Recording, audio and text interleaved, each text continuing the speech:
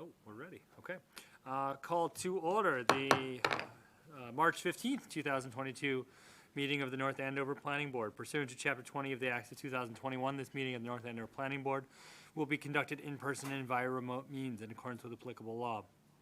Specific information and the general guidelines for remote participation by members of the public and/or parties with a right and/or requirement to attend this meeting can be found on the town's website at www.northandoverma.gov.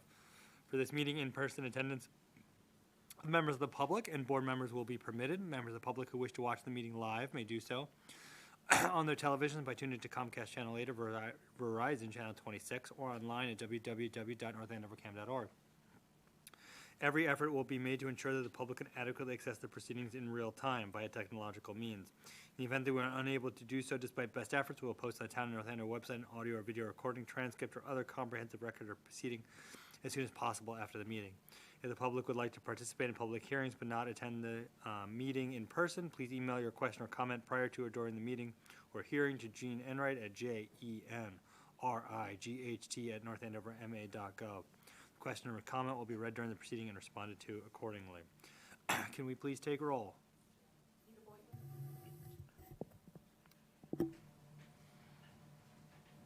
I'm sorry, I heard take roll, but I didn't hear who you called.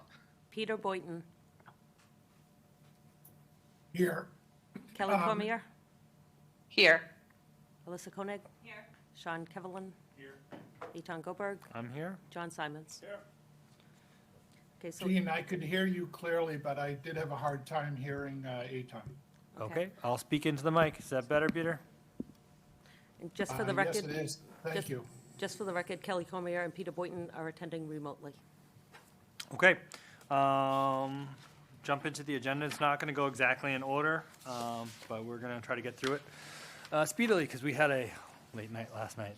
Bond release, Reese Street definitive subdivision, Robert Innes, partial request for partial bond release in the amount of $32,777, leaving a balance of $32,180. So this is the second partial bond release. The last one was in October. The roadway bond was in the amount of approximately $107,000, was posted for the 7-lot subdivision. A partial bond release in the amount of $42,600 was approved October 21. DPW has inspected the work and completed to date and is recommending another partial bond release in the amount of $32,777, leaving a balance of $32,180. A detailed spreadsheet is provided and DPW recommendation memo is included in your packet.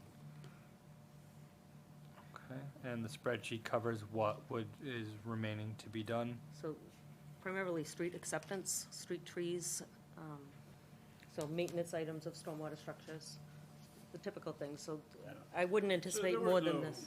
Like Dicey, the drainage issues on the site or slopes or anything that. It's very close to wetlands, but it was. I'm sorry, we could not hear John at all.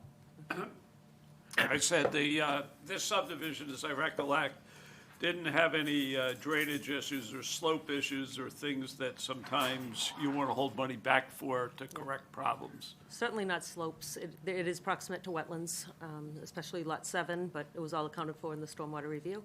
Yeah. And it did add a pump station at the end of that. That's going to account for, if I remember, North Cross and South Cross to eventually be tied in. Yeah. So, Okay. and the vast majority of this is street acceptance. So Yeah. they had hoped to go through with that this town meeting. I am hopeful for next town meeting, everything will be in order for street Yeah. acceptance. Okay. So All right. then I would make a motion to release all of the bond for the Ray Street subdivision and leaving a balance of $32,180 and release the rest. Okay. 32, I'm sorry, 32,180 and hold interest. Yeah, associated. and Okay. yeah. Second that motion. All in favor? Peter? Aye. Kelly? Aye. Alyssa? Yes. John? Yes. I vote yes. All right, that's approved. All right, we're going to go to new public hearings. All right, so all our public hearings, both new and continued, will be hybrid. So pursuant to Chapter 20 of the Acts of 2021, These public hearings of the North Andover Planning Board will be conducted in person and via remote means in accordance with applicable law. Specific information and the general guidelines for remote participation by members of the public and/or parties with a right and/or requirement to attend this meeting can be found on the town's website at www.northandoverma.gov. For this meeting, in-person attendance of members of the public and board members will be permitted. Members of the public who wish to watch the meeting live may do so on the televisions by tuning into Comcast Channel 8 or Verizon Channel 26, or online at www.northandovercam.org. Every effort will be made to ensure the public can adequately access the proceedings in real time via technological means. In the event that we are unable to do so, despite best efforts, we will post on Town and North Andover website an audio or video recording, transcript, or other comprehensive record of proceeding as soon as possible after the meeting. If the public would like to participate in any of the public hearings but not attend the hearing in person, please email your question or comment prior to or during the meeting to Jean Enright at jenright@northandoverma.gov. The question or comment will be read during the proceeding and responded to accordingly. First public hearing, we're going to do 14, are we doing 1450? 1450, and if you want to open 1600 as Together, well, yep. they're sister hearings. Okay.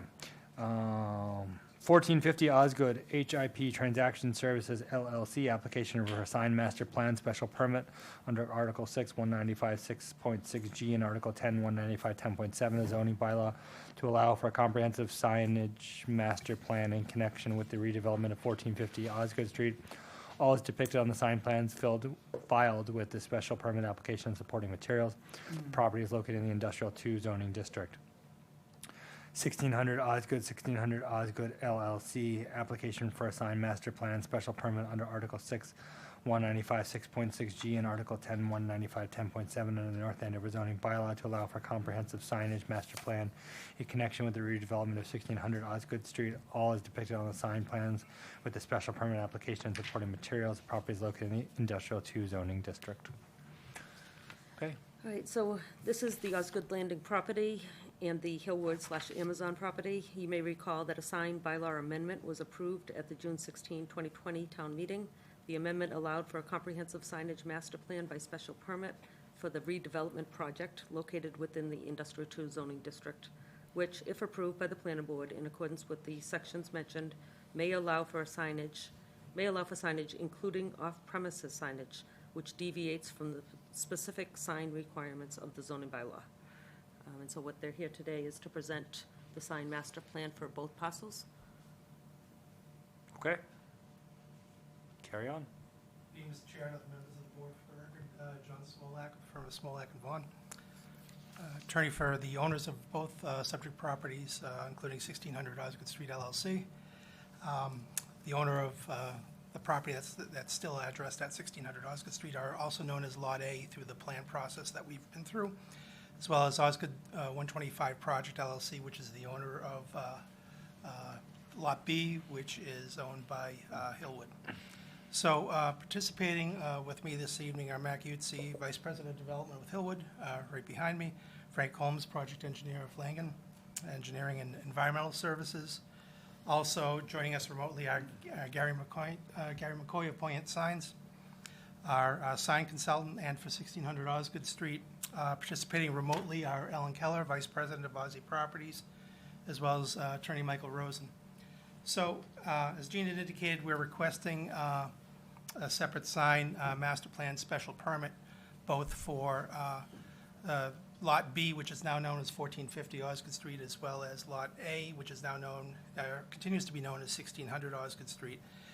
And since we have been before the board for about 18 months, since our last hearing before you, we just wanted to put up a couple of slides showing the existing project as of January, late January of this year. So just as an update, as you know, the about 1.5 million square feet of building was demolished in order to make room for the new 3.8 million square foot Amazon building, which you see that's covered in white on this aerial, and you're looking from Osgood Street toward the property. And in front is the remaining building, which is 400,000 square feet, also now known as Lot A and 1600 Osgood Street, where as part of the construction process, we had to remove about 1.5 million or so square feet off of the rear of of that front building and resurface it and reface it so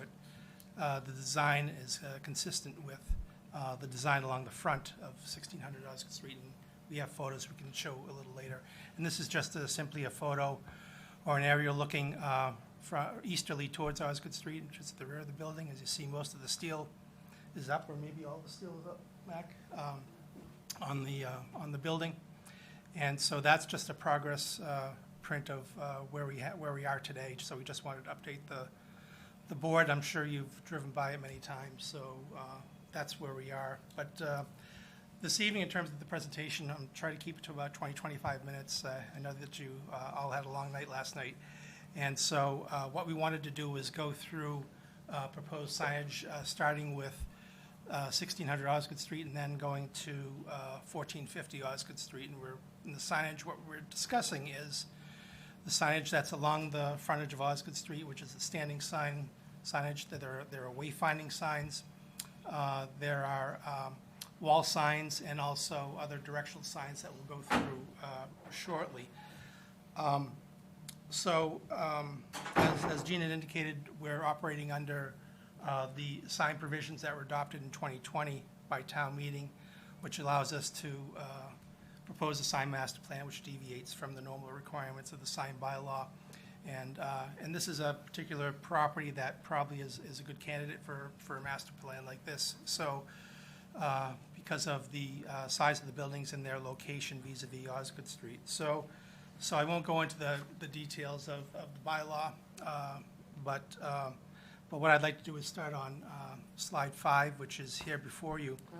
And so just to get your bearings, and for those who are new to the board or weren't on the board when this was approved, 1600 Osgood Street, Lot A, is now 56 acres along the Osgood Street frontage, and extends from, if you're looking at the slide, from the Havel boundary, which is to the left of the slide, and extends along the frontage through the so-called north entrance, main north entrance, then the inner north entrance, through to the inner south entrance. There are 4 entrances along the property, as you know, and Lot B is 1450 Osgood Street, which is approximately 110 acres, with the primary access off of the main south access road, which is identified on the plan. And so the next slides, slides 6 to 9, really identify signs that are either staying, being eliminated, or being moved on Lot A. And so slide 6 shows both the existing standing signs at the north and south entrances that are being removed.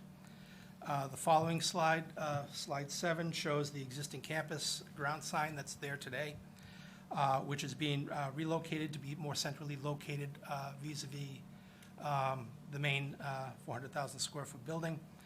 Moving on to the next slide, on this slide, what we're also doing is replacing the address signs that are located on both the far north and far south side of this face of 1600 Osgood Street, and replacing them with the Osgood Landing logo, which we'll shortly discuss. If we could move to the next sign, this is the north face of the existing building, or the side that faces Haverhill, and where we are proposing to maintain the address and the tenant signs that are there today. Then the next 10 slides, and I'll run through these fairly quickly unless someone has questions. They really show the signs on the ground, whether they're monument, wayfinding, or directional signs. This is a key sign, which describes those signs. And basically, if you're going from Osgood Street back, you have 4 signs. If we could just move back to the prior slide, sorry. This slide, right along Osgood Street, you'll see 5 signs there. You can't see the lettering, but they're in light blue. 4 of those signs are the main standing signs, ground signs for each of the main entrances along Osgood Street. And the grayish or white dot in the middle is the relocated monument sign. Beyond that, on the outside of the access roads, meaning the north access road and the south access road, which are the farthest access roads on the property, you'll see yellow signs, and those are the wayfinding signs. So when you drive into those access roadways, what you'll see is a sign which leads you to either Lot A or Lot B in terms of direction. Then internal to the site, you see the light brown signs on that plan, and those are really highway traffic signalization, or highway traffic signs to direct those who are on Lot A to either the signalized intersection on the north or south access entrance. So moving to the next slide. This is one of the standing signs that's at the north entrance. As you see, it has both Osgood Landing and Amazon on it. And this sign is to be located at the north entrance. And I'll get a little bit into it a little bit further about off-premises signs toward the end of the presentation. So that's the north entrance side. The next slide is the south entrance sign, or the inner north entrance sign, which is one of two signs that are located within the inner entrances off of Lot A. And again, same sort of design. In this case, though, what you have is slats for tenants that act as directional signs for tenants into the property. The next slide is the inner south entrance sign, which is exactly the same as the inner north. And then lastly is the south main entrance sign, and which is identical to the north entrance sign. And I'll talk a little bit further about those signs shortly. The next two slides are the interior ground signs or wayfinding signs that I just discussed, and with reference to the plan at the top of the slide, you'll see a yellow dot. That's where that sign would be located. And because of the changes that were made by Mass DOT to provide for shared access for those roadways, that wayfinding sign is designed to direct traffic either into Lot A or to direct traffic to Lot B to the Amazon building. So that's that sign. And the next slide is the same exact sign, but it's located on the south entrance, again, to direct folks into either the Amazon building or to the Lot A building. The next slide 17, shows the highway directional signs on the inner north and south driveways of 1600 Osgood Street. And since those inner driveways are right in, right out only, what these signs are intended to do is to direct folks who want to take a left out of the site to either one or the other signalized intersections at the north entrance or the south entrance. So those are the purposes of those signs. John, are there any signs that say, that point and specifically point to 495? So one of the things is in the criteria was, that all the trucks have to turn left and go to 495. So I Right. think a sign that says all trucks to 495, or a sign that says to 495 north and south and points that way, would be beneficial, so that someone doesn't make the mistake and say, oh, I accidentally, went south on 125. I didn't know which way to go. So just That's a good if we're point. going to have those, which I think are good, maybe something specifically pointing out, hey, trucks, go this way, would be something nice to add. Yeah, that's a good point. And specifically maybe for the north and the south entrances where that main truck traffic is directed. Right. For the Amazon building. That's a good point. So, next slide, if we could, Gene, thanks, shows the solar sign. Under the solar bylaw, there's a requirement to post a sign such as this to identify the owner and the contact information. So that's been included in the area that's shown on by the solar array. Next, we're going to the wall signs, and the next series of slides are really proposed wall signs for Lot A, which consist of a combination of existing and proposed building numbering for E91 purposes. There's some branding signs. There's also placeholders for future tenants to the rear of the building, and also some loading area signs. So the goal, again, with these signage is to direct folks to various entrances for E91 purposes, because you have 4 different addresses assigned to 1600 Osgood Street. And so the next slide shows the replacement. This is the branding sign. This is the Osgood Landing sign that would be shown on the far left and the far right of the face of 1600 Osgood Street, facing 125 or Osgood Street. And so those signs are going to be the branding signs for the building, replacing the signs that are there, same size, same location. So the next slide is one of several address signs for the main building. So this is 1610, which is on the side of the building facing Osgood Street. And the next sign, the next slide shows 1550, which is the rear of 1600 Osgood Street. And I think this photo really shows clearly the design, the rear facade. That's the western facade, or the rear-facing facade, that had to be recreated.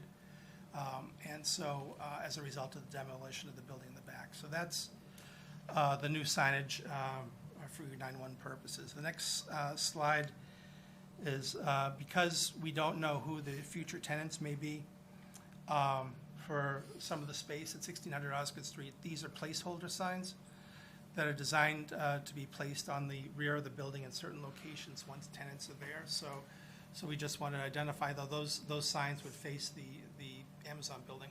It would be on the western facade.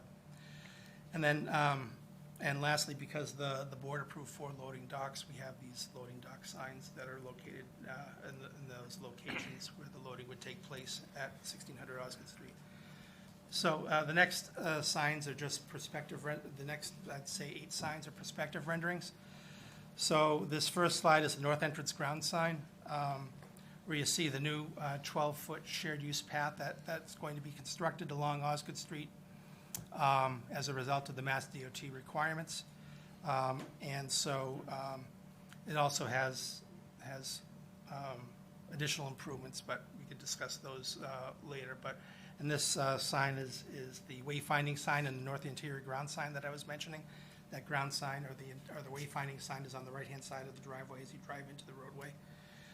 The next slide shows, again, the shared use path with the monument sign centered at 1600 Osgood Street. The landscaping is peeled away so you can see the sign as located.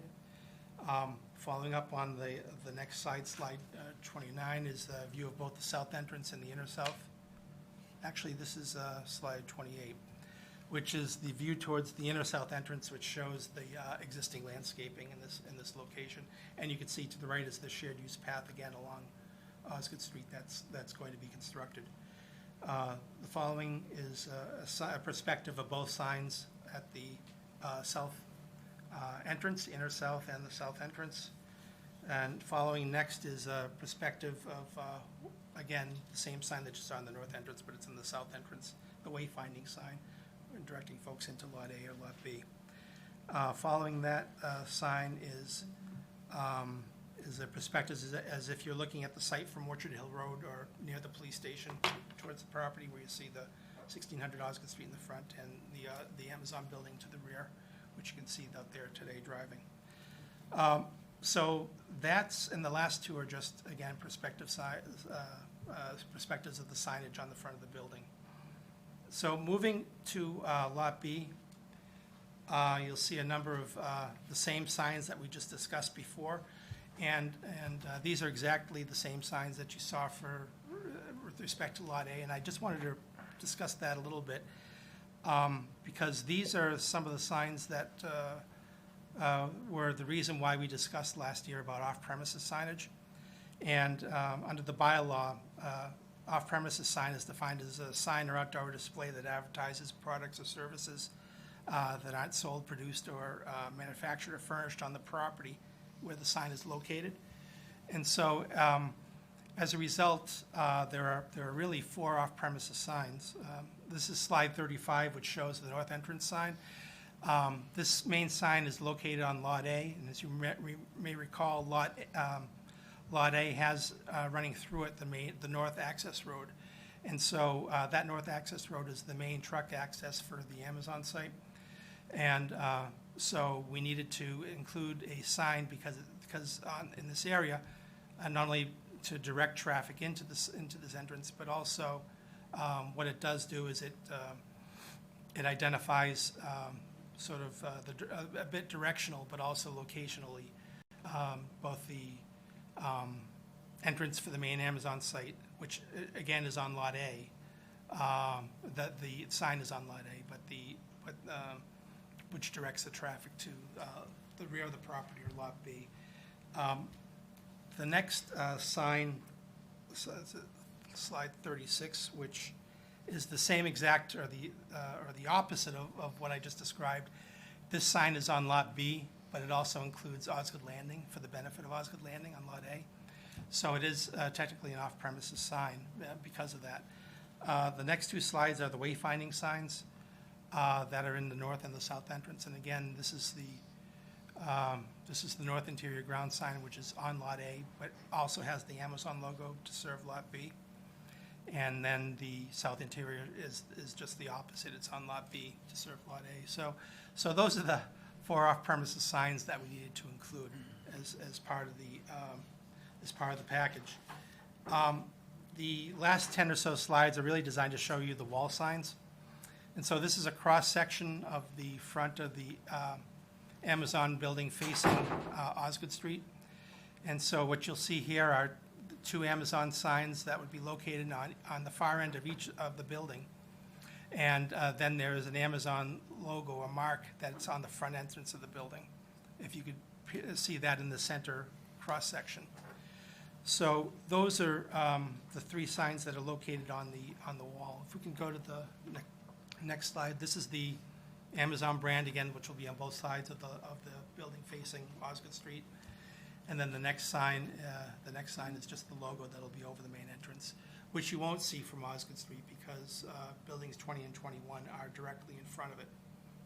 So buildings 20 and 21 are between Osgood Street and the building, as you know. So, but it is part of the Amazon branding. If we can go to the next slide, 42. And again, these are the same perspectives.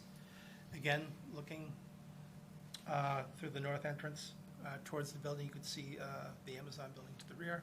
The next is the same that we've seen, the wayfinding signs, and the same signs dealing on the south entrance as well as in terms of the perspective, and then the south entrance.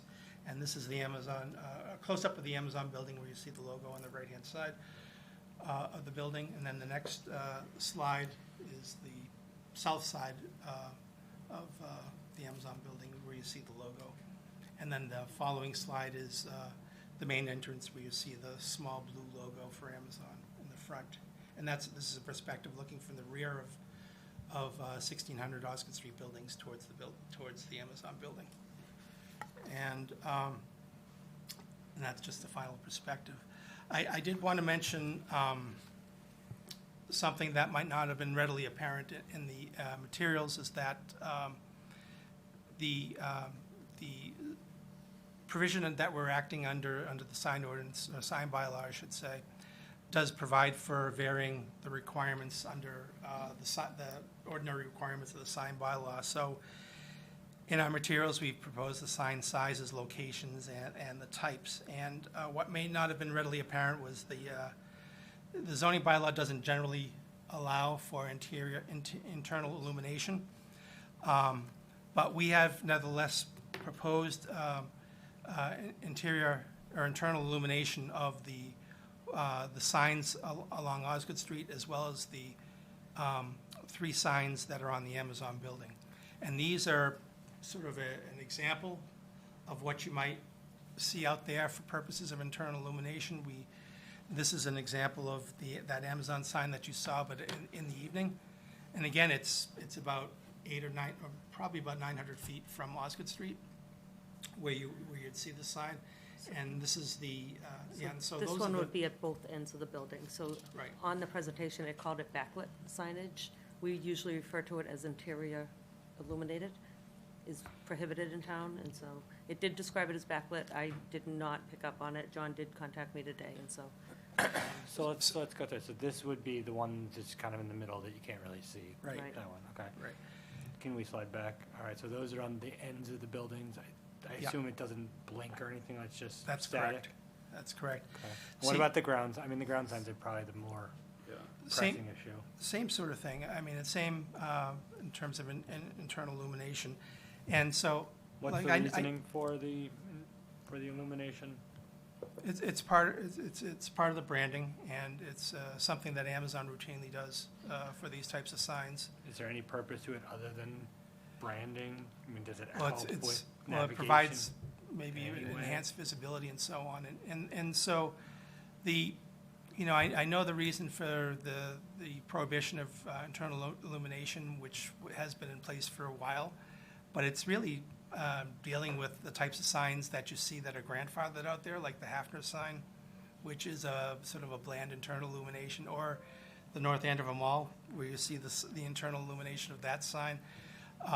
And so the technology's really changed a lot. And so with the LED signage that's out there today, and the technology where you have the push-through LED, it really results in something that's actually less bright than what you would otherwise have when you have either a ground-lit sign or a externally sort of downcast light on the signs. And so it's a little bit different. It's a little bit unique, but we think that it's something that again probably uses less energy. It probably is less bright. I mean, Gary McCoy of Plant Signs is here in case you had any questions about them. What are the hours that you keep the sign on? Well, it's a 24-hour operation. Well, the So building I'm I sorry, can it's very see, hard but to on hear the last comment. The hours of the sign, I mean, I could see on the building, but on Osgood Street, I guess, why? Well, that's right. The trucks are coming in 24 hours, but if you don't need to brand for them, right? The branding is for people who are coming by. I don't think we need to brand for the truck. So that's why I'm trying to figure out if there's any actual a firm benefit to, oh, okay, now I can see that better, so I know where to go. Because otherwise, I'm not really sure it's necessary. but it is unique. I mean, it's unique. You don't see a whole lot of these types of signs, but I think that it does Well, provide the something. problem is that the ones in the building I'm fine with, but the ones at the front on the street, I question, because it seems to me you've done a wonderful job of putting all this together, seeing all the pieces fit together, and this just sticks out as something completely different. If we approve this type of sign, how can we ever deny anybody else that wants to do exactly the same thing? No, I hear where you're coming from. I think that, the only difference is that, this provision of the sign bylaw only applies to this property. Well, let's put aside, Yeah. I'm not a big fan of the slippery slope argument, let's just take this on its merits. I guess what's the benefit of having an illuminated sign here versus anywhere else, and what are the harms? And it's I guess I'm just having a hard time in my mind picturing what it's going to look like, and that gives me pause because it's hard to say yes and then take it back. It's a lot easier, to be honest, to say no Yeah. and then see if it's necessary. And if you come back and say, hey, we really need this because our truck drivers are missing the sign, I don't think it's likely. But I guess I'm just trying to figure out what the real benefit to Amazon and to the town would be. I mean, the one good thing is there's not a lot of neighbors across the street that would be distracted by it. You're just kind of driving down the road. But I guess I'm just with the ground signs, Well, I'm struggling yeah, to see the but- benefit. But up on the hill behind the thing, there are houses, a fair number, and I guess, I just don't know how bright it is. I don't know either. Yeah, That's and as you said, what's the utility? It looks like Several it's of more those decorative landscaping than- buildings do have residents within those landscape buildings. well. Let me ask this: how hard is it to put them in versus put them out in terms of costs and stuff like that? Like, could you? Again, my preference, my thing would be I'd give you the permit. I'd want the 495 signs, but give you the sign permit and do a decision and give you all the ones on the building and all the other stuff. Fine, and then for that, I'd say no for now, but if you show it to us and show it what it would actually look like with actual pictures, then maybe we could reconsider it, But I can't in good conscience say yes to that without really seeing what it would look like from the road and down the hill and stuff like that. And maybe Yeah. it isn't an impact. I don't No, know. I hear it's difficult to sort of visualize. I understand that. We want to maintain uniformity along Osgood Street, and you know, but if Gary McCoy wants Yeah, to chime in, but you want me to speak on the lighting a little bit? yeah, but what I wanted to mention is that you have the ability to control the lighting on the signage as well. So, to monitor the brightness. I actually just have a clarifying question. So I guess the illuminated sign is only proposed for the 1450 property and not the 1600? No, it would be, there are 4 standing signs Okay. along Osgood Street. It'd be for all 4. It'd be So- all 4, okay. Yeah, and so it's either for all 4 or not all for all 4. But it's, You have to again, maintain uniformity. what the purpose of it for the 1600, they're not open at night, so I mean, it's really just branding and advertising for them. Well, it's Right. a different style. No, I get it, Yeah. I get it. So, but I mean, there's no functional value to it in terms of people getting there. It's for style and aesthetics and advertising and marketing, which are all fine, you know, just not something that we generally say, okay, for the bylaw. Okay, I just want to just make Yeah. sure what it's for. Yeah, and if, Gary, would you want to?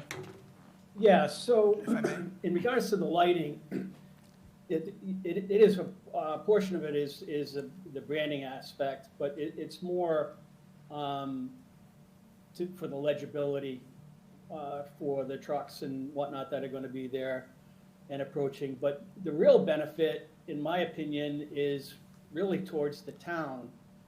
I know you have a blanket code that doesn't allow internal illumination, and I find this a very common sticking point throughout New England in regards to lighting. This application is going to produce, if we were to take a light meter out and bring it out to these signs as depicted in those photos and compare it to a sign exactly the same with downlighting or uplighting, you're probably going to have 20% less, you're going to have 80% less light output. The reason being is probably 90% of that sign is blocked out, including the letters. You're only getting a little bit of illumination around the perimeter of the letter, and what that letter is that's a push through. So there's about a ½ inch of acrylic that pushes through the background. And it just gives you that little bit of a halo lighting. Now, normally when somebody does an internally lit sign, that whole background is lit and everything lights up. But that's not what we are proposing here. What we're proposing is just that minor glow around the perimeter of the letters. And then there's also a little outline around the cabinet itself. But the light output and the light pollution is significantly lower than if you put an uplight or a downlight. The reason being is when you're using either of the external light sources, there are issues. You have storms, it knocks the lights out of whack, they're pointing in a different direction. You have birds land on them. They actually are made and engineered specifically to shed light and produce and project light. But on the lighting that we're showing you here, the purpose is not to project light, it's not to shed light, it's just to glow around the letters themselves. So the benefit to this lighting, as opposed to the indirect light, is really to the town. This is the kind of thing you guys should be striving for. And I run into this argument all the time, and you know, we see it time and time and again. But if you bring a light meter out here and you test it between the two elements, it's completely different on the light output. It's 80% less. The other thing we do is, you know, these are low voltage LEDs. We can control the temperature output, so it's not a bright white. We can go with a warm color, a 3500K, which is really more in the gray family. It also can be controlled, you know, the timing can be put on time clocks or power control energy management systems that they may have on site. I'm sure they will have that. And we can also be controlled, you know, if this was to get approved and there was a problem and the board didn't like it or complaints or what have you, this is a dimmable light source as well. Any external lighting is not. You're going to have, usually your external lighting is either a mercury vapor, which is extremely bright and blue, or a metal halide, which is a really ugly yellow. And this, for anyone that's concerned with sign illumination, this is the way you want to go. It's all the lighting is controlled. It still lights up the necessary part of the signs without shedding any light or producing any light pollution. And it's so far less light. It's, All right, You know. thank you. No, it sounds like you've made the argument in the past as well, so I appreciate that. I mean, that assumes that it also has to be lit at night, which it doesn't have to. Okay, so why don't we, John, thank you for the presentation. I think, again, the materials are fantastic. The views are really helpful. It's well put together and thought out. Eitan, can Yes. I offer a comment? Please. Yeah, I just want to say that I'm really intrigued by the points on this lighting, and I know that signage is a longstanding topic for the town and the planning board, and I don't want to spend a lot of time on this. I just want to say that I think in terms of a long-term goal, an approach to signage which reduces the total amount of light spillage, light pollution, and reduces power output, that really seems like a really useful goal for us to keep in mind as we move forward. And the other thing is that I thought we said that this facility is 24/7, trucks coming and going, and if in fact it's true that it's a wayfinding sign, you know, trucks come off 495, that's, you know, very recognizable highway, but when you're coming through that part of Bradford, it can be a little, I don't know, deceiving, like, geez, you know, have I taken the wrong turn? Am I in a country road here? And I think what we don't want to have happen is trucks going past at night and ending up in town, and then have to backtrack and fix it. If in fact these will help trucks to enter the facility and not go beyond it, then I also think it's something we should at least consider. I'm not really confident that I fully understand the actual functional aspect of these particular signs, but I think some really good points have been made. So I'll just leave it at that. Thanks. Okay. Anyone else have comments? All right, so, go ahead, Kelly. Sorry, Tom, just Yeah, to, just quickly, just to agreeing with we need the 495 sign this way, but I thought also it was trucks were not supposed to take a right turn, so could we have something around right turns prohibited for trucks as well? Something a little stronger? Yeah, I'd like, or left turn only, same thing. But Yeah, something, yeah, just so this be really clear, trucks are not supposed to turn right. I'd like that sign as well. So maybe that's a trade-off. Okay, so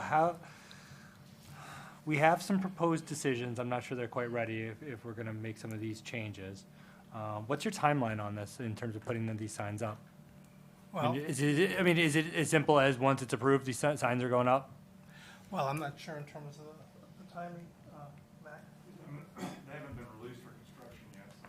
So we still have a little bit of time. I mean, I'm not trying to hold you up, but okay. Is there a way to see what this would look like? I have a question, because there's an Amazon facility in Haverhill. Do they have this type of lighting at that one? That I'm not sure, to be honest with you. And I mean, that one's up in the So, the park. Again, I think what Yeah. you're trying to do is say, can we have some level of scrutiny just to make sure what you see is what you get? kind of, Well, there are two ways to go about it, right? We can approve, it seems like we want the 495 signs, so add those. We like everything else in terms of where all the other signs are and what the signs are and the lighting and stuff like that. So we could approve it with that and say, this is we're not approving this yet, but if you come back to us and show us what it's like, then maybe we can revisit it. Or we can approve it with conditions and come back. I lean more towards the former and not just give it the go-ahead until we see it. But that's what I'm curious about. Is there a way to have a site visit or show us somewhere? I mean, the picture here isn't, it could be anywhere, and I really want to know what the actual ones would look like and look at it and seeing, oh, how does this spill out? How does it not spill out? What's the uplighting, downlighting? I mean, is there a way to? Is it possible to get like a video of another Amazon site? That might be the best way to do it, and see it. We could look into it, I guess. Yeah, absolutely. Yeah. I'm sure there's better data, and quite frankly, we had several other photos, and I'm sorry, we can't hear. I was gonna say, yeah, we can get some additional information. I was gonna say that these photos probably make it look a little bit less attractive than some of the other ones I saw. But we can do some research into some other facilities to try to give you a better idea of what it looks like. Yeah, even some data about, we have had other projects where we've had data about what the light usage is, and we've conditioned it so that, do a study a year later and make sure that and which would be easy, how much light is actually being and things like that. And just, it would be helpful to have something so that we could either see what it looks like or have some comfort that we have control if it's not exactly the way we imagine it. So I think that's kind of what we're looking for. And is this primarily for the streets along the road, or are you all right with? Yes. the building Yes. is- The buildings are fine? Yeah. The building Yes. size is all right? Yep. Okay. That works for me. Yeah, okay, so let's do that. So we'll continue it for April 5th. See what you guys can come up with some 495 and right turn only, or left turn only, no right turn signs, and some more info on these potentials. Sure. Okay, great, Great, thank you very much. thank you. Can I just ask one Yes. question on that?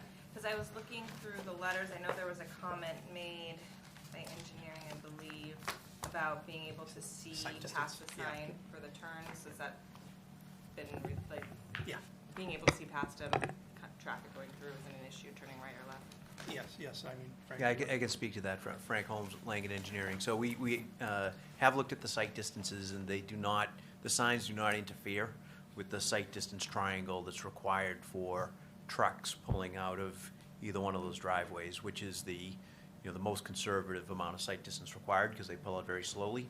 So at all four driveways, both for a truck pulling out, the site distance they need to see oncoming cars, and the distance that cars need that are approaching those driveways to be able to stop, stopping site distance, the signs are not within that cone of the site distance triangle that's required. Okay, Well, thanks for working with us. All right, no. We'll do some homework and come back to you. all right, very good, thank you. All right, 0 Stephen Street, Wire Hill, the trustees of reservation, application for a watershed special permit under Article 4, Part 5, and Article 10, Section 195-10.7 of zoning bylaw to authorize barrens habitat management at Wire Hill to improve, maintain, and expand habitat. Project includes canopy thinning and heavy mowing within the 60 acres of restored barrens and prescribed fire and invasive species control on all 80 acres of fire-influenced barrens. Some of the proposed work is within the non-discharge and non-disturbance zones of the Watershed Protection District. Property is located in the Residential 1 and Residential 2 zoning districts. Hello. Hi, so I'm Jeff Benoncor, coastal ecologist with the trustees of reservations. Jean, want to tee us up with Sure. how we got here? Yep, so Jeff's here to present the Wire Hill Barrens Habitat and Management Plan. Similar activities described in the management plan have occurred over the past many years, mostly by a waiver of a watershed special permit. It was discussed during the last waiver request that it may be appropriate to formalize the activity under a special permit. This application serves to do that. There is a presentation in your meeting packet that is fairly dense, so Jeff has acknowledged that really the first 3 slides is what he intends to focus on. However, if you have any questions with your review of the rest of the deck, he'd be happy to answer. Yeah, and so I mean, just to provide a little bit of background, Wire Hill, it's a 194-acre reservation. It's fairly ecologically diverse for its small size. Has a long history of human influence dating back to the Native Americans, agriculture, and then a long history of wildfire. So the property burned on average about 2 times between 1960 and 1980. And so since 2006, a primary focus of the trustees at the property has been restoring basically forest into early successional barrens habitat, since the site characteristics essentially established the framework for us to be able to do this. So there's nutrient poor soils, you have the long history of human use, you have the long history of wildfire, so all those things establish the species that are present at the site, and essentially it said, okay, here's a chunk of habitat in this area that you could transform into this more unique, kind of rare habitat type. And so through canopy thinning, heavy mowing, prescribed fire, we've been able to transform 47 out of 80 acres of the habitat, of the 80 acres of fire-influenced habitat into the early successional barrens habitat. And so at this point, it's essentially one of northeastern Massachusetts' best examples of this type of habitat type, and it supports several endangered species. One being the primary focus for us is the frosted elfin butterfly, which is actually now a candidate to be federally listed underneath the Endangered Species Act. And then in addition to a variety of other species of greatest conservation need that have been identified in the state's Wildlife Action Plan. So this past summer, we took a look at what of the remaining 80 acres there was potential to restore, and so we identified 13 acres with the best biological and physical characteristics for us to kind of take on that restoration. So really the initial canopy thinning to get it into an early successional state. And so the rest of the acres, so it's about 20 acres that we wouldn't be restoring. Essentially the slopes are too steep for us to bring equipment into. If we did do the canopy thinning, it would be tough to maintain them in an early successional state just because of the slopes, and it would just be, I mean, you can do it, but it would be pretty time consuming and costly and just not necessarily effective, and would probably transition back into more mature forest. So, and then in addition to that, part of that acreage also becomes too close to Lake Cochituic for us to be able to effectively manage. And then, yeah, and so we would to restore that remaining acres, we applied for a Mass Wildlife Climate Change Resiliency Grant. And so that would fund the canopy thinning plus some additional mowing in previously restored habitat. And we were awarded the grant in January. Unfortunately, this grant, it's aligned with the state's fiscal year, so we have to get all the work done by June 30th. Kind of similar to the last project. So it put a quick timeline on getting all the permitting in place to do this. So as I mentioned the last time, we requested a waiver. Historically, we've been requesting for waivers, but I think at this point in time, it's actually a good opportunity to apply for the full watershed permit, because I think this is probably going to be the last time that we actually expand the restoration work where we do the canopy thinning and then maintain it through mowing. So, so it kind of formalizes and kind of finalizes that final footprint of active restoration that we were doing. In addition, when we last applied for a waiver, we filed a notice of intent with the Conservation Commission. And recently, at the same time we submitted the watershed special permit, we submitted an amendment for the order of conditions that we've had for the remaining work. And then we had the meeting February 15th, and so the amendment was approved through the Conservation Commission. And so, yeah, and so I can review kind of the specific acreage and activities. I think I mean, you've been, this has been before us before, and I remember from last time, I think we said, instead of a waiver, maybe come to us with a permit. I did look in the department review that the fire department has no issues with that, which I think is the biggest department that I'd want to weigh in, and they specifically say no concerns with this project and no concerns with the Northeast Fire and Fire Management overseeing the controlled burn. So, and that's kind of the sign off that I think we need. Does anybody have any questions or comments? Okay, Yeah, I have just a quick one if I can. Can you hear me all right? we can. First, I've seen the work that has been done for the trustees on Wire Hill before, and every time I've seen what they do, it's just been doing terrific work, just doing a great job. So my expectation here would be the same. But I wonder if I could just ask if there's a quick description for the portion of the property where it's downslope to the lake. And I think it's shown on your map with that blue bubble line with the watershed buffer zone. So it's the lower right-hand portion of the property here. Is there, I mean, I assume all of the burn would be to the left on the shore side of the shoreline trail, or do you go between the shoreline trail and the actual shoreline? And all I'm trying to get at is there any risk of burned material in a coincidental heavy rainstorm getting a large stormwater, wash of burned material into the lake? Yeah, so that trail that runs along the lake, if you're not familiar with it, it's a trail that portions of it come into the 25-foot no disturbance zone, but Yeah, mostly it's outside of very it. familiar with it. Yeah, and there is part of the burn units doesn't cut, so that functions as a fire break where we control Okay. the fire. So it doesn't go towards the lake side of that trail. There is a section on the northeast side of it when it kind of bubbles out. It's tough to point to, but there's a portion of it where it does come closer to lake where there's still you can see the black line up at the northeast side there. Yep. And there's like a more forested section. So the burn unit essentially cuts that in half, but it doesn't come directly to the shore at any point in time. And so the fires here, and especially with prescribed fire, they're a lot different than what you see out west, where you get these pretty catastrophic hot fires that really burn I'm off familiar your with mouth. the type of fire you use here.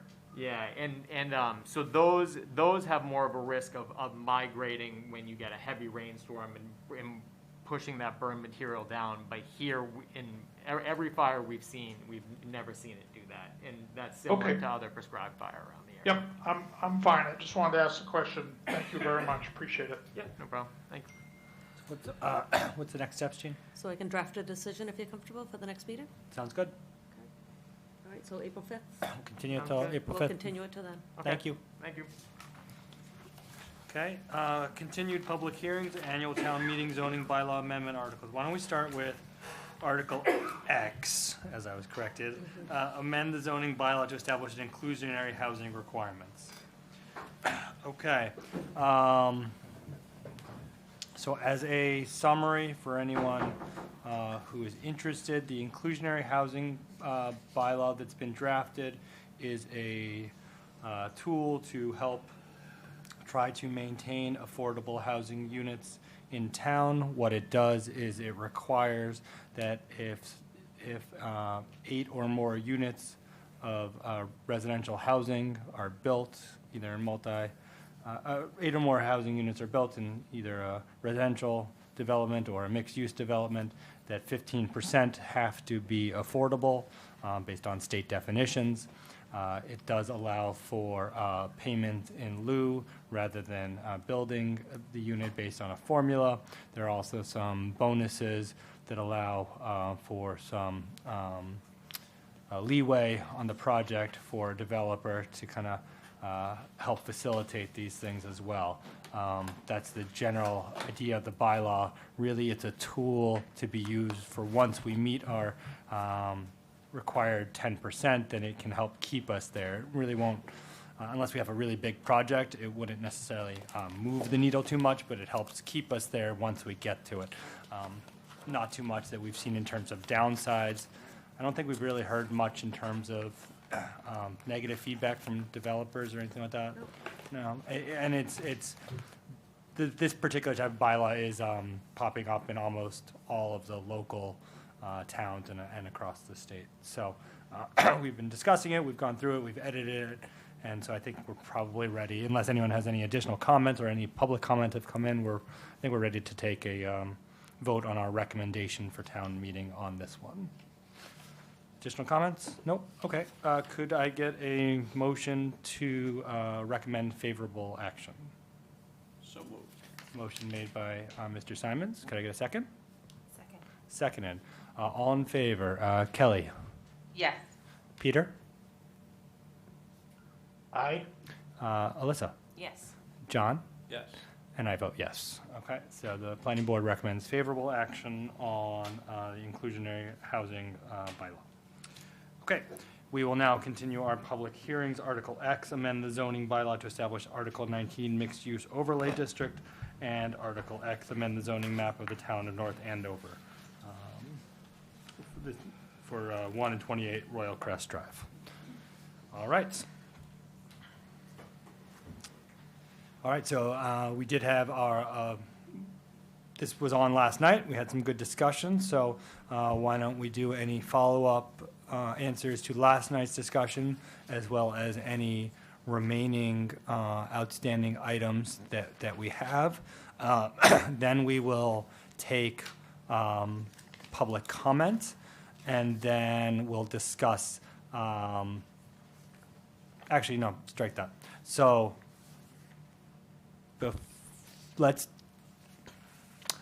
before we get to you guys, actually, let's do, I'd like to talk about the quantum of vote issue, because we have town council here.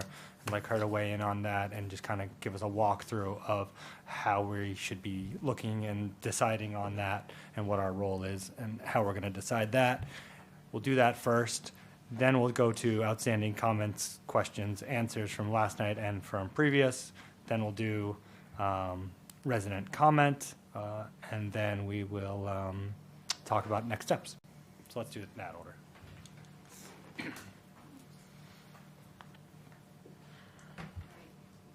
Thank you. So I think that in order to look at the way that the planning board. I'm sorry, it's very hard to hear. Okay, sorry about that. So in order to sort of look at the new changes to the Zoning Act and how that affects the planning board and the town meeting's review of this zoning bylaw, what we know is that the Zoning Act was amended, and it states that it changes the quantum of vote necessary to amend a zoning bylaw based on the sort of content of the zoning bylaw. And we can run through the different reasons. So it's a change to Section 5 of the Zoning Act. And there are three types of zoning bylaws that have a different quantum of vote. And they are a multifamily housing project that is allowed as a matter of right, a mixed-use housing project that is allowed as a matter of right. And I'm only going to go through the ones that are relevant to this particular one because there are different provisions in it. So those two, we know that we have our zoning bylaw that we've been reviewing here, and that in all of the sub-districts, 1, 2, and 3, right, we have the uses that are allowed as of right are multifamily housing projects and also mixed-use housing projects. And those housing projects have to be in an eligible location. So at our last meeting, or a couple meetings ago, we had the vote to ask the Department of Housing and Community Development whether or not we could get a legal opinion that this project was in an eligible location to meet that particular test. And we went through that analysis and we looked at the definition of what an eligible location is under the Zoning Act, and that's an area of concentrated development that has industrial commercial uses. And so we provided the information to DHCD. I spoke with an attorney from DHCD today, and they wanted some additional information, and they're going to provide that opinion to us, I think, relatively soon, in a couple of days. So we'll have that confirmation. And then you look at, so we know that, we'll know, I'm very confident that it is an eligible location, because if we took sort of had a look at where this is, right? Is this an area of concentrated development? It's on 114. There's already on a parcel with 580 residential units. It's near retail stores, shopping centers, industrial area. So in terms of the definition under the Zoning Act, that would be an area of concentrated development. So then you look at... Can I just a quick request? Would you be able to send us the reference to the section of the state law that's changed to look at, or even if it's just a short one-page thing, could you send that to us? Absolutely. Yeah. And I do have, we do have this, I sort of created a PowerPoint. I don't know, Jean, if you can. I have it available. It's not in the packet, but if you want. Oh, me to bring it, okay. can I don't know bring if that would be helpful, because I Yeah, do that would cite be the helpful. specific I'd still law. like to parse the language of it. I'd like to look at the very Absolutely. detailed language. So, Yes. Jude, I mean, do you want to go through it Yeah, just quickly, and then we can sure, we add can it go to the through- packet? We can go through it quickly, Yeah. Okay. if that's all right with everybody. Yeah. All right. Can you, I'm bringing it up in just Okay. a second. There's a lot of drilling down to get to town meeting. and it's in, so you're all familiar with the Zoning Act, which is Chapter 40A. And so the particular section that deals with zoning amendments and how they're passed in the quantum of vote is Section 5. And that amendment to Chapter 40A was an amendment to Section 5. And it added this paragraph that says it's a 2/3 vote of town meeting for a zoning bylaw, except for the following. And then it has sections 1, 2, and 3. And I will definitely send that to you. And I can also send you information that we can include in the packet is a guidance or sort of a primer from DHCD, the state department that regulates this, that provides all the information. It's sort of, and I provided it to Sean earlier today because he had questions about it. And it sort of lays it out in a very easily understood, and it runs through it. So I think that will be helpful too. And I'll just get to you in a second, Sean. So the article we just did, the inclusionary zoning bylaw, as I understand it, that wouldn't qualify because it's not particularly listed under the statute as one of the things that would qualify for a 2/3, like the ADUs. Those are actually specifically called out. So if you do a bylaw that adds ADUs, that's specifically called out. This inclusionary zoning, I'm not sure why, but it wasn't. And it doesn't by right create housing, although it talks about multifamily housing and, increased density. It doesn't actually call it out by right. So that would just fall back to the traditional 2/3 vote, correct? Exactly. Okay. Yep. Yep, because really if you look at what the purpose of the amendment is to create more housing and to make it easier for towns to permit housing, multifamily housing. So I just have a quick question. So, I mean, I know this is relatively new legislation, and I'm just curious, is there any other municipalities that have had kind of examples of similar developments that went to town meeting and the threshold of the vote changed? I'm just curious in terms of. So so this is a state law that's not an opt-in law. Okay. It is a blanket to adopt a zoning amendment by your legislative authority of either a city or a town. Certain zoning amendments are going to be by simple majority and some are going to be by 2/3 vote. So any town since the date of this passage that has adopted zoning amendments or zoning bylaws that'll fall within the categories laid out in the statute are going to be by simple majority. So I'm sure there are a number of examples, and I can find those for you. I'm not familiar with them, but I know that there are numbers of cities and towns that are, going through this process at each town meeting, and in cities with each city council vote that they're adopting zoning amendments. So we can go through this sort of PowerPoint, and you'll be my. So the first one lays out, this is the section as you asked, John. It's Chapter 40A, Section 5, and it was amended in 2020 to change the quantum of vote for an amendment of the zoning bylaws from a 2/3, as were typical, as we were talking about for the inclusionary zoning, to a simple majority for certain amendments.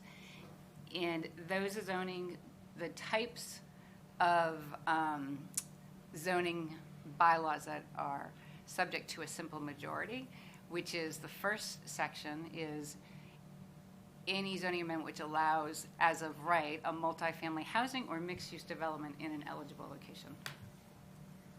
And these criteria are ors, not and. It can be any of them. Is that right? Yes. Okay. Yep. So are you saying, this isn't a question if you have an existing multifamily district by right, it's any multifamily proposed change? So it's any zoning bylaw. So think about the purpose of the amendment to the Zoning Act. It's to to make permitting easier for multifamily housing. And multifamily housing is a housing that is 3 or more units. So it's to make it easier, so that people don't have to go through the special permit process. Right, but I guess what I'm saying is, this is unlike, I think, the other thing that we talked about, that, like, if a town already allows in certain districts multifamily by right, and then they want to add another area to multifamily by right, is that a simple majority or is that 2/3? Simple majority. Okay, Yeah. so it's basically if anybody wants to put multifamily housing anywhere, under any circumstance, As long as it's by right instead of special permit. yeah, Yeah. yeah. Right, as long as it's if it's a zoning amendment, right? It's Yeah. an amendment to your zoning bylaws that says, in this district, in, R4, we're going to now allow multifamily housing as of right, with no special permits attached. That's a simple majority. Okay, So although we do have some districts that multifamily are by right, they require a special permit for site plan review today. right, in some other cases, it's actually a special permit, just a regular, not by site plan review, but a regular special permit. So I Yep. get that, I'm You're just right, trying to yep. understand sort of the, yeah. Yeah.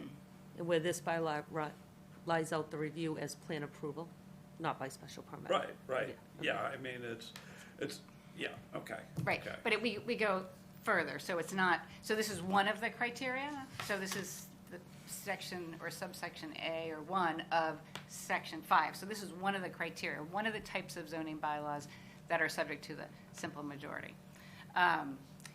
And so, as we know, the Royal Crest mixed-use development allows, as of right, multifamily housing and mixed-use developments in subdistricts 1 through 3. So that's part of our zoning bylaw that we allow. And so, and this refers you back to the Zoning Act as what is an eligible location. I just sort of ran through that for you already. The description of what is an area of concentrated development. And that says locations with near rapid transit areas of concentrated development, including cities and town centers and other commercial districts. So are the criteria cumulative, or are they all and, or are they or? So it's a multifamily housing in an eligible location. Okay. Right, and so that's why we need that definition of eligible location, and that's why we're going to the DACD. Right, it's kind of amorphous, actually. I mean, you need to go to somebody to get an explanation of whether it qualifies or not. So as an example, right, if you had a multifamily, if this district was out in, we decided, we're going to put it next to Foster Farm, right? We're going to do multifamily housing as of right by Foster Farm, and we said, is this an eligible location? Well, we may get a determination from That's DACD. fair, yeah. That is Okay. not an area of concentrated development. And I think that's what this is trying to do. The Zoning Act itself is trying to concentrate development in sort of appropriate places that are already have the infrastructure that a city and town would have, and also the commercial centers. So is there an actual definition of concentrated development in the zoning act? There's a definition of eligible location, Okay. and this is the definition of the eligible location. But there's no definition of concentrated development. Right, and that's why, but they do have that sort of process in place where you can go and get a legal advisory opinion from DHCD if this is an eligible location. And that's what we're doing. So we're I think gonna it's have going to be that. one of those, you kind of know it when you see it. Yeah, right. And so the next slide, we sort of run through it, right? It's in an R5 zoning district. The Royal Crest parcel already has 588 multifamily housing units. There's existing public water, sewer, and streets. There's traffic access along 114, Route 125, grocery stores, retail stores, professional houses, industrial within 3 miles. And so we've made that request a DHCD, and so we'll get that decision relatively, relatively quickly. Certainly, a written decision prior to town meeting. Okay. Within, I spoke to him today, he said it shouldn't take very long. It's not a lengthy decision that they issue, so I would suspect in a week or two. Okay. Okay, so then the next one is the Zoning Act defines what a multifamily housing is. And that's, as I was saying before, it's a dwelling units, 3 or more dwelling units in 1 or more buildings. And a mixed-use development is any sort of a development containing residential uses and non-residential uses. And then if we look at our bylaw, the mixed-use overlay district, section 195-19-3, we have the definition of mixed-use development and multifamily residential use, which is the same as the statute. And then if we start going through the bylaw, in 195-19.11b, subdistrict 1, we provide that as of right projects or particular residential and mixed use uses shall be permitted as of right in subdistrict 1. And a permitted residential use and 1 or more of the following is permitted as of right. So already there, we have permitted residential use, and then we have townhouse, and then we have these sort of recreational open space, parking, driveway, those types of uses. So that's multifamily residential use. And then in subdistrict 2 is our next subdistrict, which also provides that the following residential and mixed uses are permitted as of right in subdistrict 2. And a permitted residential use is 1 or more of the following. And we have townhomes, multifamily, assisted living, dormitories, retail sales, restaurants, hotels, recreational, and driveways. So any use that is allowed as of right has to include that residential component, which either, because it's going to be a residential use in a townhouse, that's multifamily, right? Or it's going to be a residential use and a restaurant, and that would be mixed use, as we go back to under our definition, and that's permitted as of right. So it can't be just the hotel. The hotel has to be permitted along with the residential use. Exactly. Okay. And so all 3 of the sub-districts, that qualifies. And then there are other ones as well that potentially qualify this for the 50%. Is that right? Yes, so subdistrict 3 also, and we laid out that too. You can take a look at every single use that is allowed there, but it also includes that residential use, so it's a mixed use and it's permitted as of right.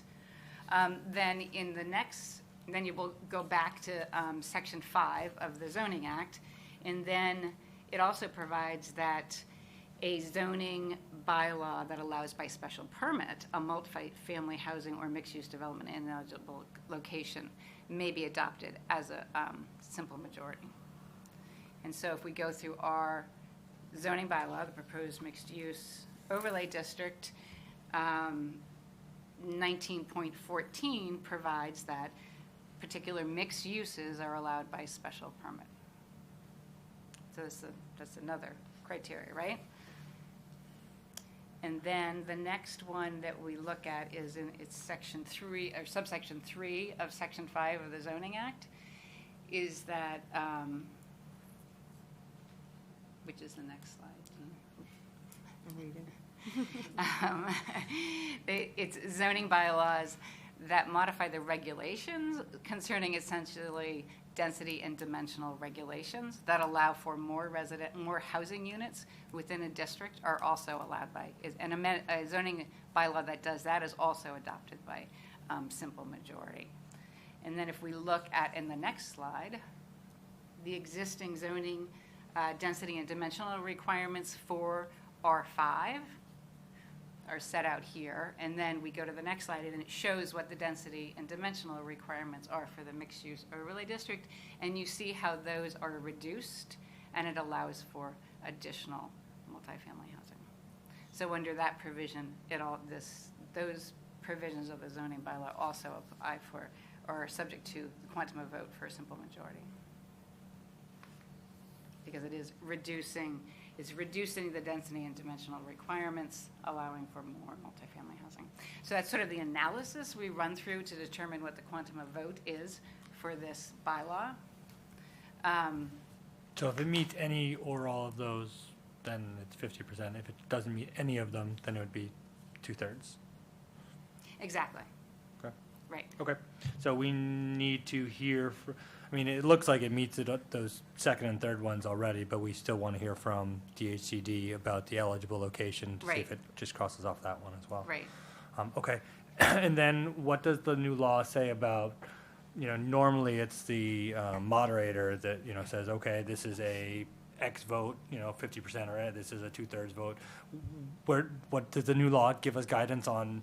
Is that something that we're responsible for dictating, or is it the moderator in a town meeting? How does that work under the new law? So the new law, it doesn't necessarily address that issue. It doesn't say, and so makes that determination, but the guidance from DHCD specifically says there's a very particular procedure for zoning bylaws to get to town meeting, and it is that the planning board has to review the zoning bylaw, and it has to make a recommendation to town meeting as to whether the zoning bylaw will be approved. And within that context, the guidelines say that the planning board, in their recommendation, recommends whether it's the quantum of vote.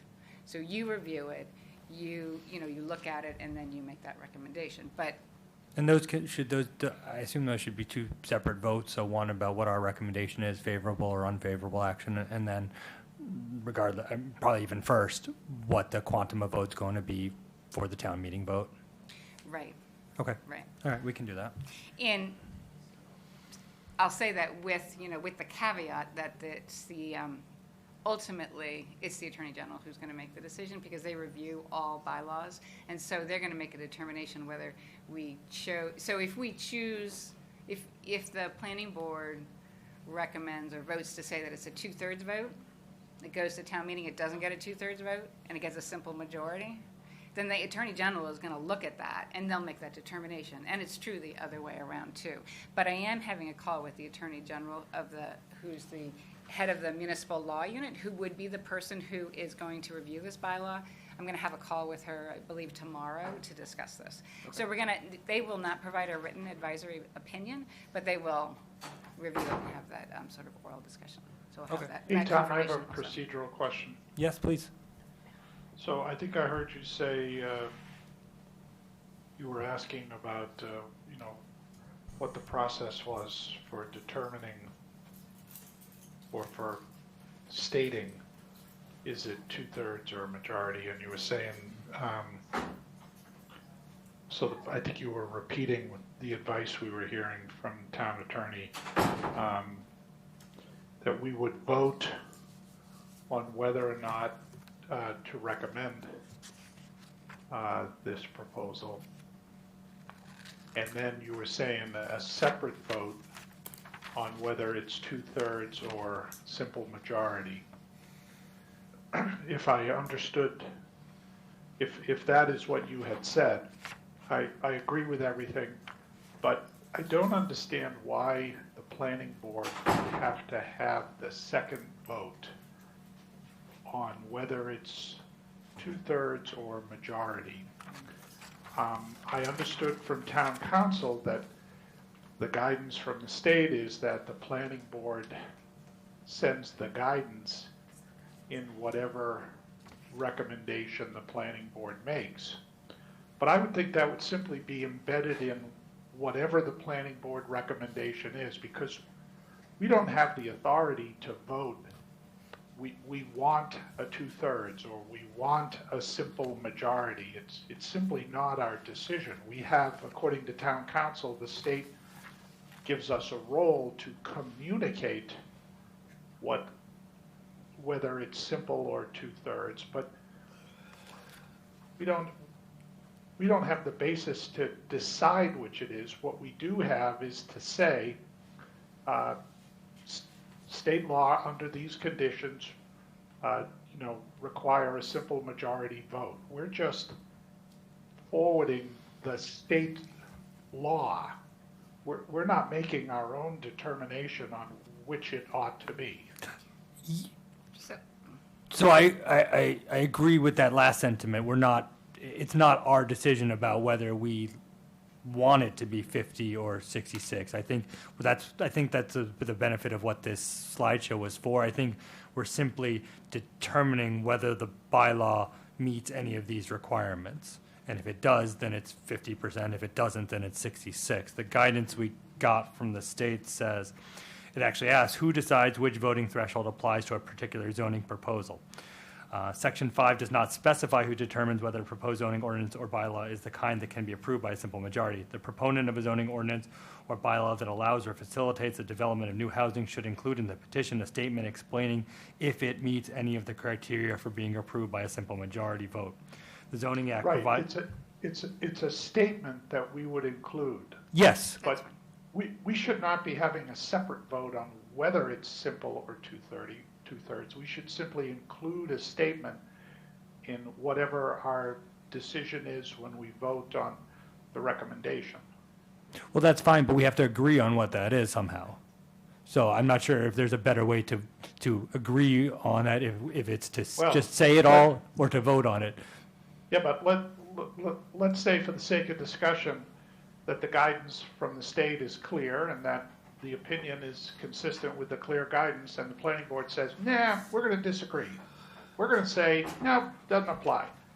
That's a useless vote. I mean, we don't have the ability to decide. All we have is guidance that we need to include a statement that under state law, with advice of town council, with opinion of state regulatory agency, this comes under, either simple majority or two-thirds. And in our statement, we should provide the source. And I think, and so the guidance does say that the planning board, in its recommendation, does make a determination. And so it's really, I think what you're talking about here, or you're addressing, is the process as to whether or not that's going to be a separate motion or whether it's not going to be included in your recommendation. So I don't think that the guidance directs you one way or the other, how it's sort of a local practice as to how you want it, whether you want to take your motion, your recommendation, and include it in your motion to recommend, or whether or not you want to do it separately. So I think that's just a procedural issue, a local sort of process. Okay, I mean, I guess we can talk about what the best procedural way to do it is. My thought is just a vote is to do it is just to clarify, and we can be clear about what we're doing. It's that we're not recommending, that we're making a statement of what the vote requirement is. But I'm open to however people want to do that. It just seems to me that a vote is probably the easiest way to memorialize that. If everyone agrees, then we can probably make it part of the motion. So if someone motions to recommend unfavorable action and a statement that it's a 50% vote, or recommend favorable action and then that's a 50% vote, we can vote on that particular motion. But it gets complicated because if you disagree on those things, then which are you voting for? So that's why I just thought it would probably be cleaner to make it as two votes, but we can talk about it. I think I see your point, Tom. My concern is that a separate vote on whether it's two-thirds or majority makes it seem to people who have not had the luxury of wading through these conversations, makes it seem like the planning board was the authority that made the decision whether it's simple majority or two-thirds, and we don't have that authority. All Right. we're doing is Following the law. including a statement of what the law is. Yep. So I think if we take a separate vote, it's really due to, it's liable to send the wrong signal, to be misperceived as if we decided. Well, that's why I wanted to go through this today before we voted, so that it's clear we're not choosing, hey, I like this project, so it's going to be 50%, or I don't like this project. Yeah. Exactly. So I agree. We're not choosing, we're communicating in a statement. And further, as a corollary point, I would advocate that in our statement, in whatever our recommendation is, that we should not simply say, this is a simple majority or this is a two-thirds. We should qualify that or source it or cite it under state law and based on opinion of, state regulatory agency. This requires a simple majority or a 2/3. And we are making a statement, but we're also citing what the source of the authority is. Okay. John, were you going to say? No, my only point is that it feels to me this is something we could reach consensus on without a vote. That's fine. Yes. Well, and what we can try to do is I can try to, if you even want, draft a statement that goes into the recommendation. And we can even agree upon that statement before we vote on the recommendation, that statement's going to go in. This is what the quantum of vote is. And then we can vote on a recommendation, as long as we all kind of agree what that statement's going to be. And we can try to make it, as you say, with sources and based on Great. opinion of Thank council. you. That's fine. Yep, thank We you. can do that. So the one last thing is that Gina reminded me that what I wanted to address is that the sort of corresponding zoning bylaw which adopts the map amendment for the MUOD is also by simple majority, because that is adopting that, essentially adopting the overlay district. So the map amendment would be. Okay, Okay, all right, good. great. Thank you so much. Thank you. All right, so anything else? Nope, so let's go back to anything that we kind of left off. Okay, for the record, I'm Mike Lozano with Trinity. There was just a few open questions that we wanted to address tonight. There were some questions about office and retail vacancy in North Andover and the region. We've done some research on that. Office vacancy is on average about 9%, which is fairly typical vacancy rate for that type of space. For retail, on average, again, in North Andover and in the region, it is just over 4%, which is actually quite strong. So we're feeling comfortable with the vacancy rates and the forward-looking markets for the type of spaces that we're talking about. There were some open questions about parking, specifically about the student housing associated parking. So the Merrimack Residence Hall, as it's proposed, has within the plan 205 parking spaces designated specifically for that building. That building is, if you recall, is the equivalent of 206 residential units for 824 students. 135 of those spaces are directly allocated for the student housing. 70 of those spaces are allocated to the retail space within that building. Merrimack College strictly controls student parking through a permit pass program, both for this project within their and on their campus and for all of their students. Students have to apply for a parking pass. The college decides who does and does not get a parking pass that will apply for this parcel and for this particular use on the parcel as well. The college charges students for the parking and monitors lots and fines and tows cars that are not properly designated to be parking on campus, or in this case, at the Royal Crest Residence Hall as well. So that will apply here. The college does not provide passes to designated spaces near all of its housing that exists today. They don't guarantee that a student, if you get a pass, that you automatically get a space right next to where you live. You may have to park far away. For many students who are allowed parking, their car may be parked on the other side of campus or an off-site parking area that is not on the campus at all that Merrimack controls. So it might be that a student living at Royal Crest who needs a car, they may have to park on campus or in the off-site Merrimack parking lot. That is very typical for the way that students park today. The college can also provide additional parking on campus if it's necessary. They have the space, they have the ability, they have excess parking now. The remainder of the Royal Crest site is also controlled and will be controlled and monitored by a parking pass program. Retail parking is short-term only, and overnight parking in those spaces would not be allowed. So those would be monitored 24/7, as would be typical and is typical for a parcel and property like ours. There will not be any student parking in the surrounding neighborhoods. Access to the neighborhoods from our site is going to be very strictly controlled through fencing. It's not going to be at all easy or convenient for students to park in the neighborhoods. Likewise, if there is any problem with students for whatever reason, parking in the neighborhoods, Merrimack will be able to quickly identify any problems and remedy it directly with the student. So we think that the parking is right-sized for that particular use, considering all of those matters that I just went through. And that's the. So, I guess the question I would have is sort of on an unconstrained basis for 800 beds.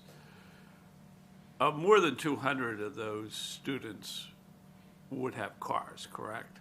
They may, although certainly it's not a huge percentage, but they may be more than 135. Right. I mean, my point is it's a little bit different than when a family lives in there. Yes. Because there's going to be 4 students in it, Yes, correct. So Correct. it sounds like what you're saying is the mitigation is that the college will not allow every student that lives there to be able to park their car there. That is correct. The yes. primary mitigation.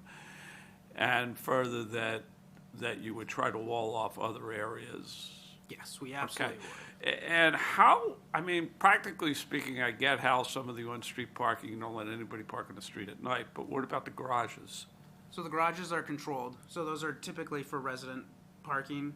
So again, it would be controlled through a permit pass program. So those would be monitored. It wouldn't be, it certainly wouldn't be a free-for-all. Okay. And how is because there's, the hotel's in pretty close proximity to the dorms, how is the hotel being regulated with respect to parking? I can imagine that there could be instances where students would park at the hotel.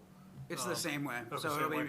so it'll be monitored. It'll be, it'll be pretty strictly monitored for people who are utilizing the hotel or the retail spaces in that area. One thing I was thinking is that this might be a good place where, again, assuming all of this passes and we're going through, as part of the project permit, that you do some sort of parking plan requirement and parking analysis, and that if, after 6 months or a year, if, the college now we're finding that we're having complaints or things like that, that you could come back and deal with it that way. Yes. In addition to these things, I mean, it's good to have these proactive things so that it doesn't become a problem, but I think that's one of the kind of areas where we actually could have some significant leverage as part of the permit process. So as we saw in the past, we have a placeholder for parking requirements associated with dormitory. Our conventional bylaw just specifies a parking study at the time for the subject institution. And so we can leave it broad, and then you can condition it within the plan review to follow up and have specific time periods for reporting back on that. Yeah. So Okay. that's, if you want to go that route, but right now, that's the only placeholder we have is the dormitory parking. So let's do that then. Okay. Go back to the conventional zoning. Yeah, go back to the conventional with the numbers as outlined in the parking spaces on the map. But we'll, that would be the fallback, is using the permit approval. Okay? Okay. All right. And there were some questions about affordability and what is really affordability. So first, I'd like to clarify the numbers and the types of the proposed units compared to what is existing at Royal Crest. So today, as we've talked about in the past, Royal Crest has 588 market rate unrestricted apartments. All of them are 2 and 3 bedroom units. There are no units currently available for smaller households. Our proposal replaces those 588 existing outdated apartments with 588 new modern apartments. Many of them will be smaller 1-bedroom apartments. We are proposing to add only an additional 139 apartments in this category from what exists on the site today. Again, most of those are smaller 1-bedroom apartments to kind of meet the market as we see it today, not as it was 50 years ago. Beyond the market rate apartments, our proposal has 199 townhouses for homeownership, 35 units dedicated to senior independent living, the 206 unit equivalent student residence hall, and of course, as we've talked about, 97 units of permanently restricted affordable housing. There's been a lot of talk about density, but as we have presented to this board previously, when you take into account the total land area of this site, our proposal is actually less dense under many measures than similar proposals that has been approved in town previously. It should also, again, be known that this proposal is not and could not be built all at once. It's going to take, 8 to 10 years to build this all in a planned, organized way, as we've been going through for quite some time now. So the question of affordability is a timely one. Just today, the Boston Globe came out with an article titled "Surging Rents and Scarce Inventory Are Driving Massachusetts Apartment Hunters to Their Wits' End." The article states that rent levels across the region, including the Merrimack Valley and North Andover, have hit an all-time high, rising 11% in just the last quarter of 2021. That is the largest increase in 20 years. And everybody knows that buying a house has gotten crazy and out of reach already for many. At Royal Crest today, apartments are renting for about $2,400 to $3,700. Residents also pay utilities, parking, and pet rent. Parking costs between $15 to $180 a month, depending on the type of parking, and pets are $45 per pet. Utilities, as I mentioned yesterday, are a huge burden. The existing outdated electrical heating system and winter heating bills are running from $500 to $700 a month for a typical unit, which is obviously ridiculous. With the new state-of-the-art designs that we have the opportunity to implement here at the new Royal Crest, savings on utility costs alone will make our new housing more affordable across the board, whether it's the permanently affordable or the unrestricted. As mentioned above, housing prices are rising everywhere, especially in the suburban markets. You've probably heard inflation has increased significantly recently. That inflationary pressure is also affecting the housing market here in town and the surrounding area. Our proposal is not a silver bullet for this situation, but we think it can help. We hope to offer a much wider range of housing types, including smaller one-bedroom units, which are more affordable than larger units. We have dedicated senior housing. We have townhouse-style housing for those who want to own their own place. We have dedicated student housing that takes them out of the market and reduces some of the cost pressure there. And most importantly, our proposal offers a very significant number of permanently affordable units. These affordable units will rent for an average of around $1,600 a month, significantly below rents on the open market, not to mention the substantial savings on utilities we project from our high-efficiency design that we've talked about. We expect the new Royal Crest will be an affordable, great place to live for young people starting out in their careers who might otherwise have to live with their parents, or teachers, or firefighters who otherwise might have to live in New Hampshire or some other far-off place and drive a long distance to get to their job here in town, and really anyone that wants to call North Andover home. Again, the housing crisis is not getting better anytime soon. In fact, as you can see today, it's actively getting worse, and we need more housing choices of all types. The new Royal Crest offers just that. So, thank you. Okay. That cover all our topics? Okay, fantastic. Why don't we, I'll read in the well, have we gotten any comments come in? We have. All right, so then why don't I wait? Why don't we take comments, then I'll read the ones that have come in, and then you can read the other ones that have come in. Okay. Okay, let's do that. So anyone who's here, if you want to make comments, again, it's not a requirement.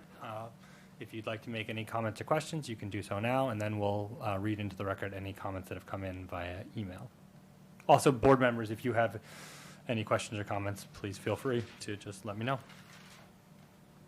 All right, anyone in the audience? Yes? Oh, go ahead. No, that's fine. No, you're closer. Thank you. My name's Al Delgado. I live on Rosedale Avenue, North Andover. I abut the Franklin School, and Royal Crest is directly abutting. I can see Royal Crest from my backyard. I'm not anti-development, and I realize it's an old property. It's going to get redeveloped, but the size and the scope of this project is frankly outrageous. And I almost resent the developer's sort of attitude toward this. There's been some meetings, and no matter what you bring up, and I'm not going to go through the whole laundry list of issues, traffic, for example, they got an answer for everything. And it's a pretty slick answer. But I really doubt the substance of the answers on most of the laundry list of issues. Traffic, for example, they say that the Mass DOT project is going to take care of that. Well, in October, Mass DOT had a meeting to lay out that project. And they were asked directly, did you consider this project in the design? And the answer was definitive, no, we didn't. We did it based on the occupancy as it exists today. So to suggest that that project is going to take care of it, adding thousands, literally thousands of vehicles to that roadway is again, it's not very genuine. We did, just so you know, and again, I don't expect everyone to go to every meeting and look at every document.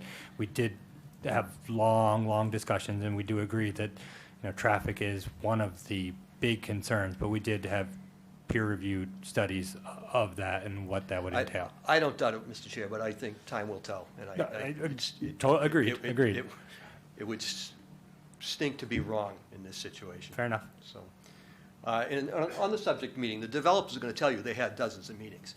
And they did, probably, but they weren't well-received meetings. And remember, most of them were done during the height of COVID. So there was Zoom meetings. So it was basically them talking at us. There wasn't a lot of this, the ability to give and take. And as I said, a laundry list of things. The size and the scope is just simply outrageous. My neighborhood is becoming like an inner city.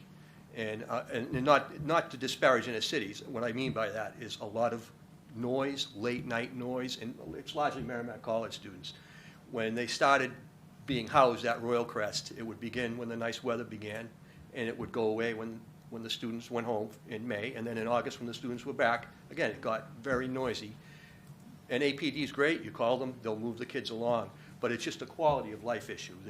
And I'm talking late at night, I'm not talking kids having fun, I'm talking late at night, loud noises, basketballs bouncing, drinking, carousing, generally raising hell in the Franklin schoolyard. Didn't exist before they started housing Merrimack students at Royal Crest. So can I ask you this out, just for especially, so I think all of us have been pretty clear that the impact is most significant on people like yourselves who live in the neighborhood, and that's one of the biggest negatives that have been pointed out of what it would affect, not only just the actual project itself, but construction, years of construction, things like that, that would certainly have an impact on the neighborhood. One question I have, though, is, so that's a situation that you're talking about that currently exists today. The numbers of new students in the dorms is about the same. So do you have any thoughts on if that would, it might just stay the same? I'm not sure that it would worsen. It might improve, rather than being. I think it'd get worse, because I think it's a larger population that's going to be there. So, based on the numbers of the dorms, it's about the same. A little bit more, but more centrally located in one dorm rather than spread out. But it's a good conversation to have to try to compare existing conditions versus. Fair enough. It's a Merrimack issue too. Maybe not a Royal Crest issue particularly. However. As I said, I'm not going to go down the laundry list. I'll give other people a chance to speak. I'll just speak to the other thing. That the neighborhood's very wet. My house was built in the 30s, and it's probably the oldest house in the neighborhood. So every house that's been built since, obviously, they build up and drain their lots. Well, they drain pretty much into my yard. I have 3 sump pumps in my cellar. And that keeps it relatively dry. This type of project, all that storm water, I'm worried, is going to wash down. And I know they have an answer for that as well. But again, I don't trust them.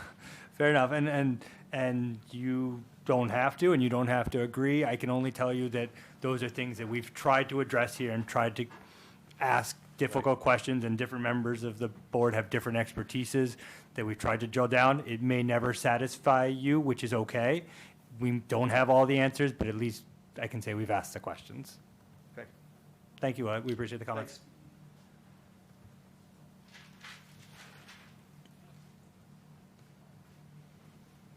Hi, Karen Fugue. I live on Ray Street. And I came to the last planning board meeting on this, and there was some sentiment voiced, and that's kind of what I'd like to address here. And it's about the character of North Andover. I've moved around a lot, and I've only been here about 4 years, and I think there is real strength in deep roots. I don't like the fact that I've moved around a lot. And North Andover has very deep roots. I was just so impressed by the age of the town when we moved in, that it predates the country by a lot. I envy people who grew up here and have friends and family and shared memories of being here. I have a neighbor who returned to North Andover from California so that she could be with her family. But there's also a weakness and a blindness in the nostalgia that can come from having the deep roots. Sometimes people resist change simply because it is change. We want to be able to maintain the character of the town, and I agree with that. But we also want to encourage the town to grow and to progress.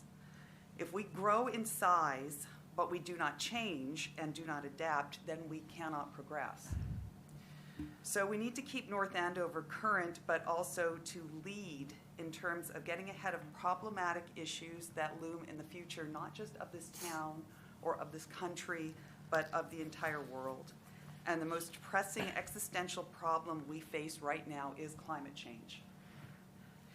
So it permeates every aspect of our lives, and almost every action we take potentially impacts climate change.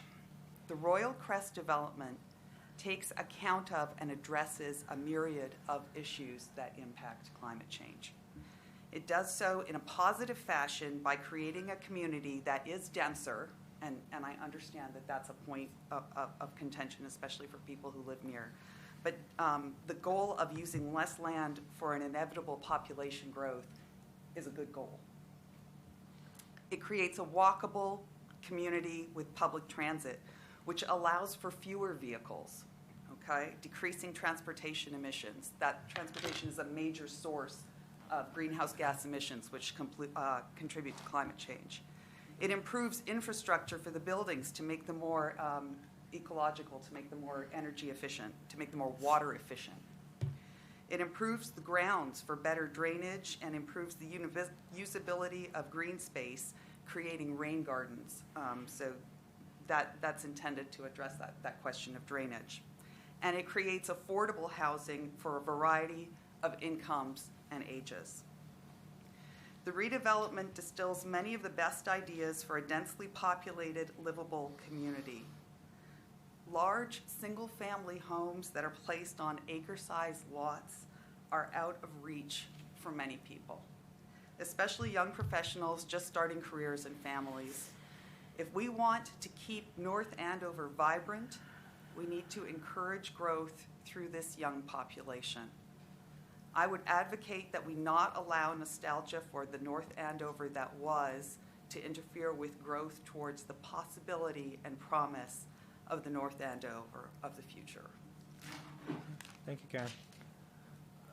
Could I actually, Mike, could I ask your, you're all set. Could I ask your stormwater person, just, we had a couple of questions yesterday and over the course, and we did stormwater early on, just about how, we talked a lot about on-site, so I'm not really worried about it on-site. Yes. Let's talk about how this project affects off-site water and what it does to either alleviate that, or could it worsen it, or how are you addressing that? Sure. Jeff Ketteritz with VHB. Off-site ways, I guess, maybe I'll break it out into the upstream and downstream areas. So first piece and a big part we looked at with the stormwater analysis was the upstream portion of the Royal Crest sites. There's about an additional 40-plus acres from Hillside Road down towards Royal Crest site that drain down towards a series of wetland systems at the east corner of Royal Crest site. So currently, part of the issue is that substantial amount of water coming onto the site, and as it gets through the Royal Crest site, it's going to a 36-inch drain line that dumps into the town system, and that line is significantly undersized. So what that causes a bit of a chain reaction back is that water has nowhere else to go. It due to the soil and groundwater conditions, it doesn't have a good opportunity to infiltrate, which is ideally a situation, but most areas in the North Shore here generally have those soil conditions. So it it really limits the ability for water to move more naturally because of that substantial area outside. So that results in a lot of the ponding that is evident on site, and as well as some of the upstream, the immediately upstream areas of the site. It's just really restricted by that capacity. The way we can mitigate that, and what we're proposing as part of the solution, is a significant amount of storage, underground detention, to hold that water, give it an opportunity to sit somewhere. In this case, a majority of it would be underground closed tanks, and slowly let that water filter out, which will limit the condition of any of that flow coming onto the site being held, and often ponding at grade and through the drainage system. On the downstream side, there'd be a significant reduction in that case as well. You know, it's we're not changing any means or methods that the water's being conveyed from the point we discharge at the 36-inch drain down, but we are slowing that. You know, we're required to reduce the peak rates and runoff volumes from the current conditions to any post condition that does eventually get implemented. So same benefit that we're getting from the stormwater systems we're putting on site is that water's going to get gradually held, more slowly released into the downstream municipal system. So whereas now it might be operating under pressure just because there's so much water going through a 36-inch pipe that may be causing scour or erosion downstream, or capacity issues in I believe it's Becky's Pond down by Ace, and even further down towards the river. Really what we're required to do, and including as a significant increase to the stormwater management, is to slow that up and make sure that we're improving any discharges to and from our site. Okay, thank you. All right, continue on.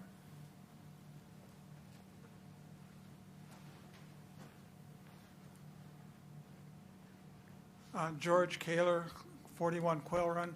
Ethan, I'd like to follow up on your question, but make it a little bit more specific. The picture I have is that the water's flowing, essentially there's a downhill grade, up on hillside is the high side, Royal Crest, and then Berkeley, and I'm assuming that Berkeley is maybe a little bit lower than Royal Crest. Is that correct, or? Correct. Okay. And then I'm also assuming that, I've gotten the picture that the water problems that the residents of Berkeley Street and the neighborhood are complaining about, the water in their basement and so on, is due to subterranean flow. It's not surface water that's the problem. For the downstream properties, yes. So then, does the developer claim that they're going to be able to interrupt that subsurface flow so that the flow from Royal Crest to, let's say, the Berkeley Street neighborhood, so that subterranean flow will be reduced? That's my question. Good question, Jeff. Very good question. No, so, and that's a very good distinction there. We should probably separate that between surface water and groundwater. Groundwater, I like to picture taking a bucket out of the ocean. You know, we're not going to change our development that's going to alter that. So I have 2 sump pumps in my basement as well, and I'm assuming that's going to be there as long as we are. We're not going to be changing the groundwater conditions. You know, that's a historical condition. It's based on layers and layers of soil conditions and groundwater, both perched and just where it sits. What we do have the ability to control is the surface runoff between the cover types of the land and the storage that we're providing. So, yeah. Good question and clarification. Thank you. All right. Any other comments before we go to the email comments? Yes. Come on up. Lynn Jakovic, 105 Berkeley Road and 57 Berkeley Road. My son is here from 57 Great. as well. I can directly address the water issues. It is a surface water problem and a subterranean problem. If you recall, in 2013, We had many meetings about Royal Crest fixing these water issues. They were doing some drainage work on their property because they had water in their basement apartments. And they were supposedly going to work on the sewer system, enlarge those pipes that did the drainage and fix all that. Obviously, they didn't do it. I have also had concerns with them about dead trees in the buffer zone from, the wetlands areas and other issues since 2013. And they had promised an arborist. I've been told now that they do plan to hire an arborist to come out and check the health of those trees and remove the stacks of dead trees that are behind all our yards. So again, this is something they had promised to do in 2013. Our water issues have gotten worse, and the tree issues have gotten worse. Now, they have been the steward of this property for many, many years. And my concern is, as you know, many people have complained that the buildings are outdated. They have allegedly mold in them. My son lives in a basement apartment. He likes it. He loves it there. So At Royal Crest? At Royal Crest, Okay. yes. My other son. And, there are people that do love it there, and there are people that have complained about maintenance issues. And my concern is, for many years, they've been the steward of this property, and I don't believe they've done an adequate job maintaining it for the surrounding neighborhoods and their own property. And how can we trust them to be the steward of such a huge project with so many buildings? The only thing I could say is, it's a fair point. Yeah. Obviously now, us as a planning board, as a town, we don't get to vote on that, right? We don't Yeah. really have a say. You as neighbors have some say in terms of nuisance laws and things like that, but it's, probably limited. There are things we can do as part of, if this project is approved, as part of permits and things like that, but it's not, there's no magic formula that says we can control every aspect. I understand. So it's kind of, on the one hand, we have no control now. On the other, we could have some control, but that comes with a larger project and some of these other things that you have concerns about. So I'm not sure exactly how that balances out, but it's certainly, worth the discussion. And the other thing, most people were opposed to the dorms, which is the cornerstone of the whole project, basically. Without the dorms, I guess there's no project. So I guess we're going to have to accept the dorms if the project goes through, but I think the density is still a problem. And I know that environmentally will be great. I believe people need to have affordable living space, but I think it's still too many buildings in a small space. And I think that maybe if we worked on it more and they cut it by maybe a third more, I think maybe that would be a happy medium that everybody could really get behind and support. Because I think they have lots of good points. Like the small shops for people that live there. And I don't think it's going to transform North Andover into a walking town. I don't think it will have a big impact on that. I think that it maybe for the people that live there it will. But I think they do have a lot of good ideas. But I still think it's too large. And there's just too many problems that we've had over the years and that I don't see getting better. So, well, that's my 2 cents. And thank you all. Fair point. Thank you. All right, anyone else? All right, I'm going to read the resident comments. If anyone else has something else they want to say, just let me know before we close, okay? Saturday, March 12th. This is from, I got to scroll down to the bottom. Rusan Wise, Hillside Road. Good morning, I hope this finds you well. Since the planning board is customizing zoning for the Royal Crest development, I wanted to bring something up. The proposed development isn't going to have enough parking. More specifically, according to the numbers given at the planning board meeting on 3/1/2022, there isn't going to be enough residential parking. In looking at the parking summary provided by the developer, I noticed that the variables for parking are based on current zoning, which doesn't make sense given this is a completely redundant zoning overlay to increase the population in this area. Considering that the board approved a drive-through for Starbucks just down the street with concerns about the traffic and added conditions to revisit the traffic next 6 months after opening, why wasn't zoning for parking updated for this much larger project? Using the updated site plan 2122 and the parking chart provided by the developer that is shown on the town website, I assume that this is the most recent and up-to-date information provided. Townhouses, dark blue, have 199 units, have 464 parking spaces between structure, lot to street, 2.3 parking spaces per unit. Residential units C1 and C2 have 239 units with a combined 477 parking spaces between structure, lot, street, 2.0 parking spaces per unit. The office building purple has 308 parking spaces for 108,500 square feet, or 1.9 KSF. The hotel circled in gray, I don't see parking on the diagram, has 223 parking spaces for 119,106 square feet. The dorms are circled in light blue, 204 dorms, 826 students, 135 parking spaces. There's also retail there with 70 spaces, total of 205 spaces. The parking spaces were decided by a parking study, question mark. Haven't found the study yet, but I'm curious if anyone asked Merrimack College how many students have vehicles at the current Royal Crest apartments. So I don't think we did I don't think there was a parking study, correct? So no parking study.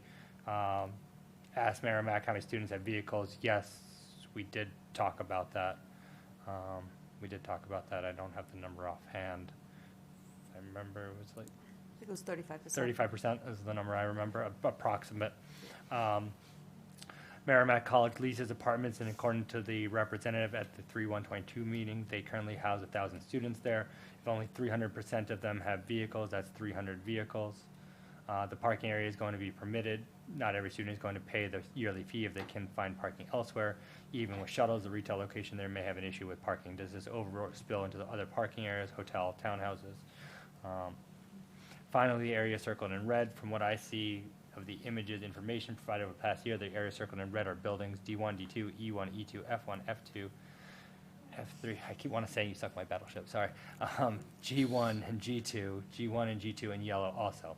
These buildings are a combination of 619 residential units and 34,054 square feet of retail space.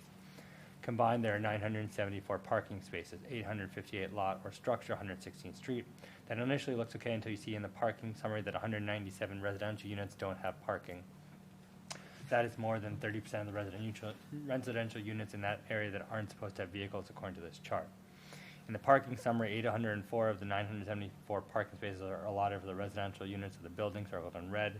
Looking at the buildings, E1, E2, F1, F2, F3, G2, 422 residential units allow for 1.9 parking spaces per residential unit.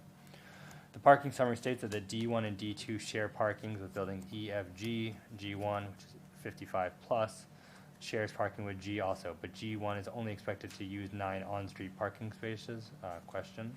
How many 55, 60, 65 don't own vehicles? Most couples I know in that age group and above own 2 vehicles and work. The retirement age is considerably higher in this day and age. This isn't a retirement community, correct? Question mark. So, I'll come back. Let me hold on. If you conservatively calculate 1.5 vehicles per residential unit for the 197 units that don't list parking in the parking space summary provided by the developer, there are additional 295 vehicles that haven't been considered. The retail locations for these buildings were allotted 170 spaces. If at least an additional 295 vehicles are needed by the residents, that eliminates retail parking in the area. Are we now back to the situation parking is along the street, potentially hindering traffic and emergency response? If these calculations are correct, there may be a need for 300 to 400 more parking spaces immediately. It took the current Royal Crest 50 years to reach this stage. It might be the same situation from the day of completion for this new development. The options are to utilize the parking in the retail locations, hotel and office parking lots. That will affect business, which may lead to more business closings or not opening at all in this location, contribute to more empty storefronts, businesses in the area. Any comments? So I can just reiterate what has been submitted and documented before this board as it relates to parking, and sort of reiterate the numbers in the plans that are before you. So in the proposal, there are 1,281 parking spaces for the multifamily buildings, where the discrepancy within the submitted comment is. So there's 1,281 parking spaces dedicated to the residential uses within those multifamily buildings, including the senior housing. There's 859 units in total of all types within that portion of the site. That translates into a ratio of 1.5 per unit. That exceeds the existing zoning under the Osgood, which was what we essentially utilized as our guide. Okay, great, thank you. And I would just say, if Stan, if you have further questions, maybe she can talk with you or your Yeah, parking person just to absolutely. get clarification on the Absolutely. numbers, okay? All right, from Thomas Lee, March 14th. Hi, Gina, hope all is well. Below is an email I'd like to deliver to the planning board for tomorrow and be recorded into the minutes.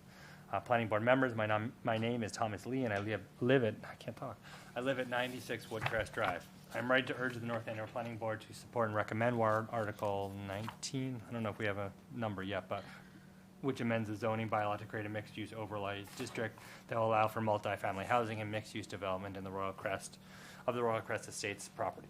Based on everything I've learned about this project, I firmly believe that this development will be of great benefit to the town. First, the mixed use will allow the town to collect significant and much-needed tax revenue, which would not be the case if Merrimack purchased and developed the entire property. Second, the project will add an additional 46 acres of well-maintained open space for public use. It will be the first public area that in effect connects the Merrimack College community with the residents of North Andover. Finally, the addition of a hotel and high-end retail space will attract desirable businesses other than the banks and nail salons that seem to open around town on a daily basis. Trinity Financial, Inco, and their development partners have proven themselves to be both competent and conscientious. They engaged with the town early and have revised their proposed redevelopment plan several times to accommodate requested changes and amendments. I'm sure that they will continue to work closely with the town throughout the approval process and over the course of the phased construction project. Again, I ask you to please support the project, which will greatly benefit the residents of North Andover. Thank you. Sincerely, Thomas Lee, 96 Woodcrest Drive. Those were the ones submitted in advance of the meeting. So, Jean, do you want to read anything that's come in? So 4 have come in that I've added to the meeting packet. Oh, okay, so I can do it then. Hold on. Okay. Let's see if I can. Maybe you just have to go out back in. Yep, I did. Okay. All right. March 15th, 7:41 p.m. Wow, we weren't even into it yet. So I guess this is before. This project, Gene, this project is bad for North Andover. It has negative future consequences. Since day one, the developers have lied to us and have had zero transparency. The planning board's values are obviously aligned with the special interests and not what the residents that really matter. This will not pass town meeting. Do the right thing now and deny the project now. Respectfully, Jeff Arleck, Berkeley Road. So we don't have the authority to deny the project now, but we will take a vote on our recommendation. Again, it's a recommendation from 6 people. Yes, we've been listening to it, but it will go to town meeting and the town will have its vote, and maybe what Jeff says will pass, maybe it will not, but everyone will have a chance to have their say. March 15th at 7:32, this is from Michael Cottam. Hello, I'm ready to be heard as a Royal Crest resident to let you know that there are many of us who oppose this redevelopment. I'd like to know why we need another multi-use complex in town. Why can't we redevelop in a fashion similar to the existing complex? Is there a true need to destroy nature so Trinity can make a dollar? What is the town's answer to the displacement of 260 plus children, including mine? What is the projected revenue that the town expects to receive within the first year of establishment? Who is this development really for? All the citizens of North Andover or Merrimack College? ? Please reconsider. Thomas Lee, we already got that one. I have one from Jen Roberts. Good evening. I just wanted to express my disapproval to the proposed redevelopment of Royal Crest. Increased traffic, which is already bad, loss of tax revenue because admitted Merrimack College will eventually take it all over to expand their campus and increase pressure on the school system are just the top of the iceberg. Okay. Again, so traffic is a concern. Merrimack eventually taking it over. I'm not sure how that has anything to do with the proposal. Okay. Was there another one? Or was that Big it? Shulman. Okay. Yep. Don Shulman. Gene, in the discussion of the quantum of vote for the Royal Crest development, does the 50% really mean simple majority, i.e. 50% plus 1? So it means... so not necessarily 50% plus 1, 50 point... Well, I guess it depends on what the motion is, right? You need 50% for a motion to pass, right? Well, what happens is... Or does that the if tie there's break? a tie, The moderator breaks the Mark tie? votes, yeah. Right, so it literally means one more vote than, in the affirmative than the negative. Okay, so that's fair, yeah. Yeah. One more vote, so it literally means a majority, a simple majority. 50% plus one vote. So yes, Don is correct. 50% plus one vote. I was saying plus 1%. Yes. Anything else? That's it? No others have come in? Okay. All right. So, what my plan is, and if anyone has a different thought, please speak up. What we'll do is we'll try to put a statement together for the next meeting, which is April 5th? April 5th. That's the last meeting before the warrant articles close, right? Right, so I have confirmed that the select board meets again on April 11th, and so they can push their recommendation to after yours if they choose to. If they choose to. Yeah. So But the you- warrant will still be, Still be printed on April 15th. okay, so even if it's closed in terms of what's going to town meeting, we still have time to get our recommendation in. Yep. Okay, so we're going to, one, try to come up with a statement of what the quantum of vote's going to be. And we will also take a vote on our recommendation, again, for town meeting. Again, not binding on anybody, it's just what the planning board is recommending and suggesting to the town to consider at the town meeting vote. Eton, Sure. I do have a Yeah. comment. Yes, please. Is now a good time? Okay. Yeah, now's a great time. All right, so going back from the meeting last night, so one of the themes that kept coming back was, it was sort of a unique moment in time for us with a few different things happening, the facilities master plan, Royal Crest Trinity looking to get redeveloped, the needs at Merrimack, and it's all of those things together. I'm still not clear on the impact, if any, to the schools. And I'm thinking, looking at all of those, I kind of kept thinking about it after the meeting last night. And I know I made the comment, and I didn't quite get it during the meeting, but I'm still at that point where I'm not clear on how continuing to use the historical trending or historical methodology, the methodology that we've used in the past with our schools, is the right way forward, knowing that our newest school is already at capacity, newest being, over capacity, newest being 2 to 3 years. And I'm still struggling with how are we going to create this increase of students, 89 or, plus or minus, depending on what you look at, and think that the methodology we've used in the past is going to be sufficient, even considering all of these needs and new projects that are happening at the same time. So it's still a question to me. Okay. I mean, we can, I'm not sure how to better answer it than Dr. Mealy. I mean, it may be worth, in your own mind, maybe another conversation with him or Melissa. I mean, the way I kind of took it is like, let's take that 89, let's take that as value, because we've had pretty good success over the years being pretty close to some of the target numbers, right? So we'll take 89 or 90 just for make it round. My understanding that would be over if we have a 10-year project, that would probably be in years 3 through 5, 4 through 6, something like that, with the townhouses, with the multifamily and 40B coming on first. So you could say that that's going to be over those first 4 to 6 years, you'd have more of the significant increase. If you average that over 90 over that 6 years, that's 15 a year. So that's what you're probably adding.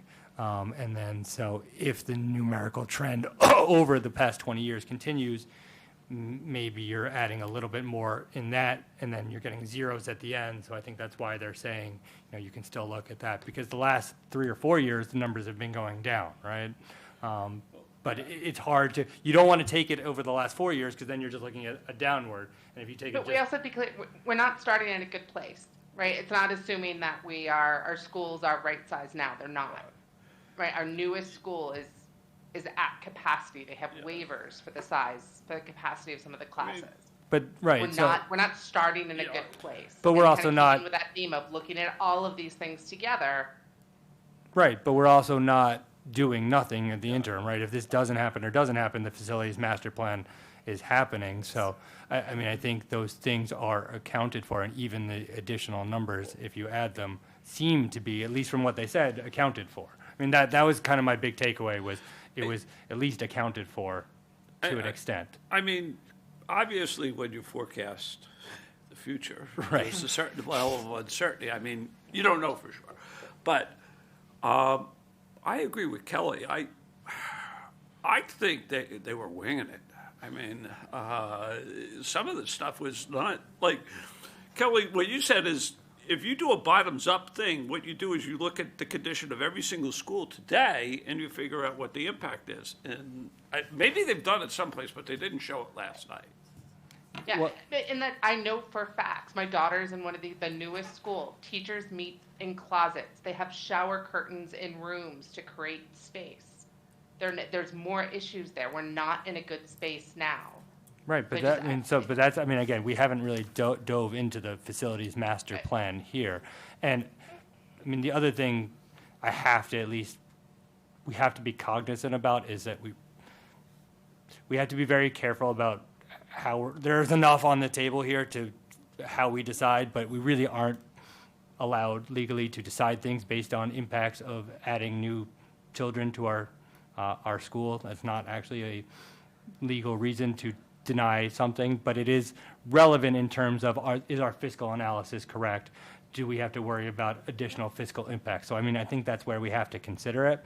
And at least the takeaway I got, and I admit I haven't been following the facilities master plan as someone with 3 kids in the school as closely as I'd like to, just because we're here all the time.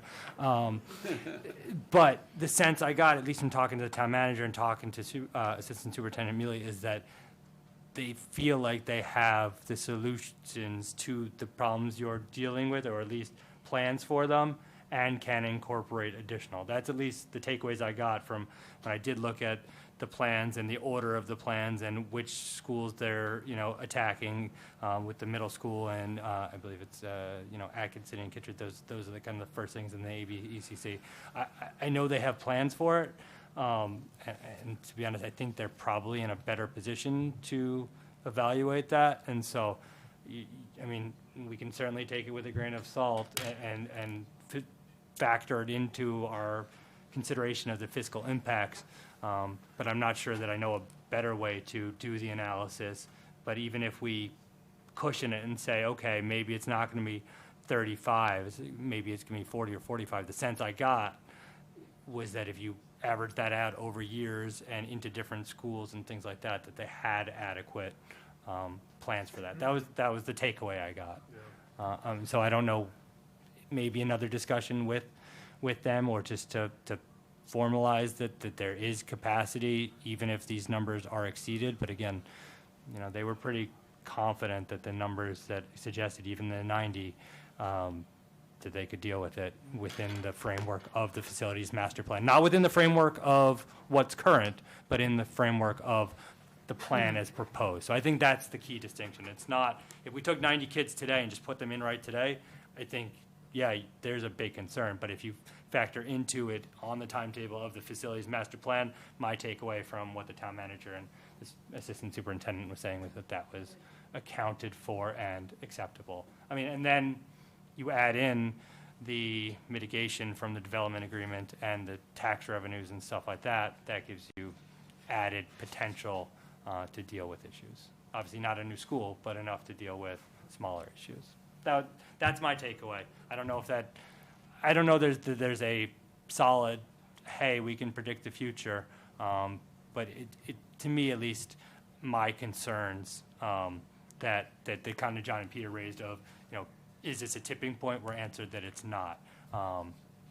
So, and again, we also have to consider the alternatives. Jeff Doggett kind of did say if it doesn't go, it's not like there won't be, all the kids that are still there will still be there, and there may be more as well. It may not be 90, it may be more, it may be less, but it would probably be an increase. So I'm not sure that this particular project, whether it goes or goes, we're going to have more school kids. I mean, to me, that was the bottom line too. So those were my thoughts, just to go on your questions. Is there any other data or information or people you'd like us to present, or it might be just something just if you're struggling with to talk with the superintendent or to talk with the town manager? I can certainly do that, but I'll be honest, I don't think I'm probably the only one who's struggling with it, right? This is a big topic that's happening right now, and talking, people, these that I'm hearing from school capacity is certainly an issue. I haven't talked to anybody since last night, so I don't know if those comments allayed everybody's fears and I'm the only one who's still concerned, but.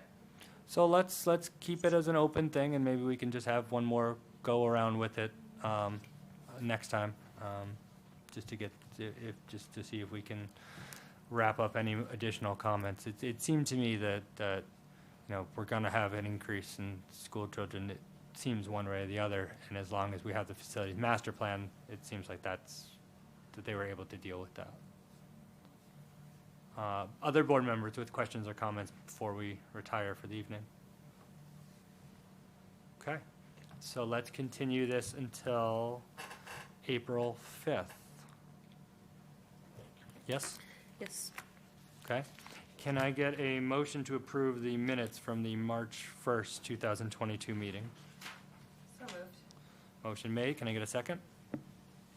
John? I wasn't there. You weren't there. Peter? Second. Second, thank you. All in favor? Kelly? Yes. Peter? Aye. Alyssa? Yes. I vote yes. And the record should say I abstained. And John abstains. Could we get a motion to adjourn? So moved. So moved. We'll give one to Peter. Can we get a second? Second? Seconded by John. All in favor? Kelly? Yes.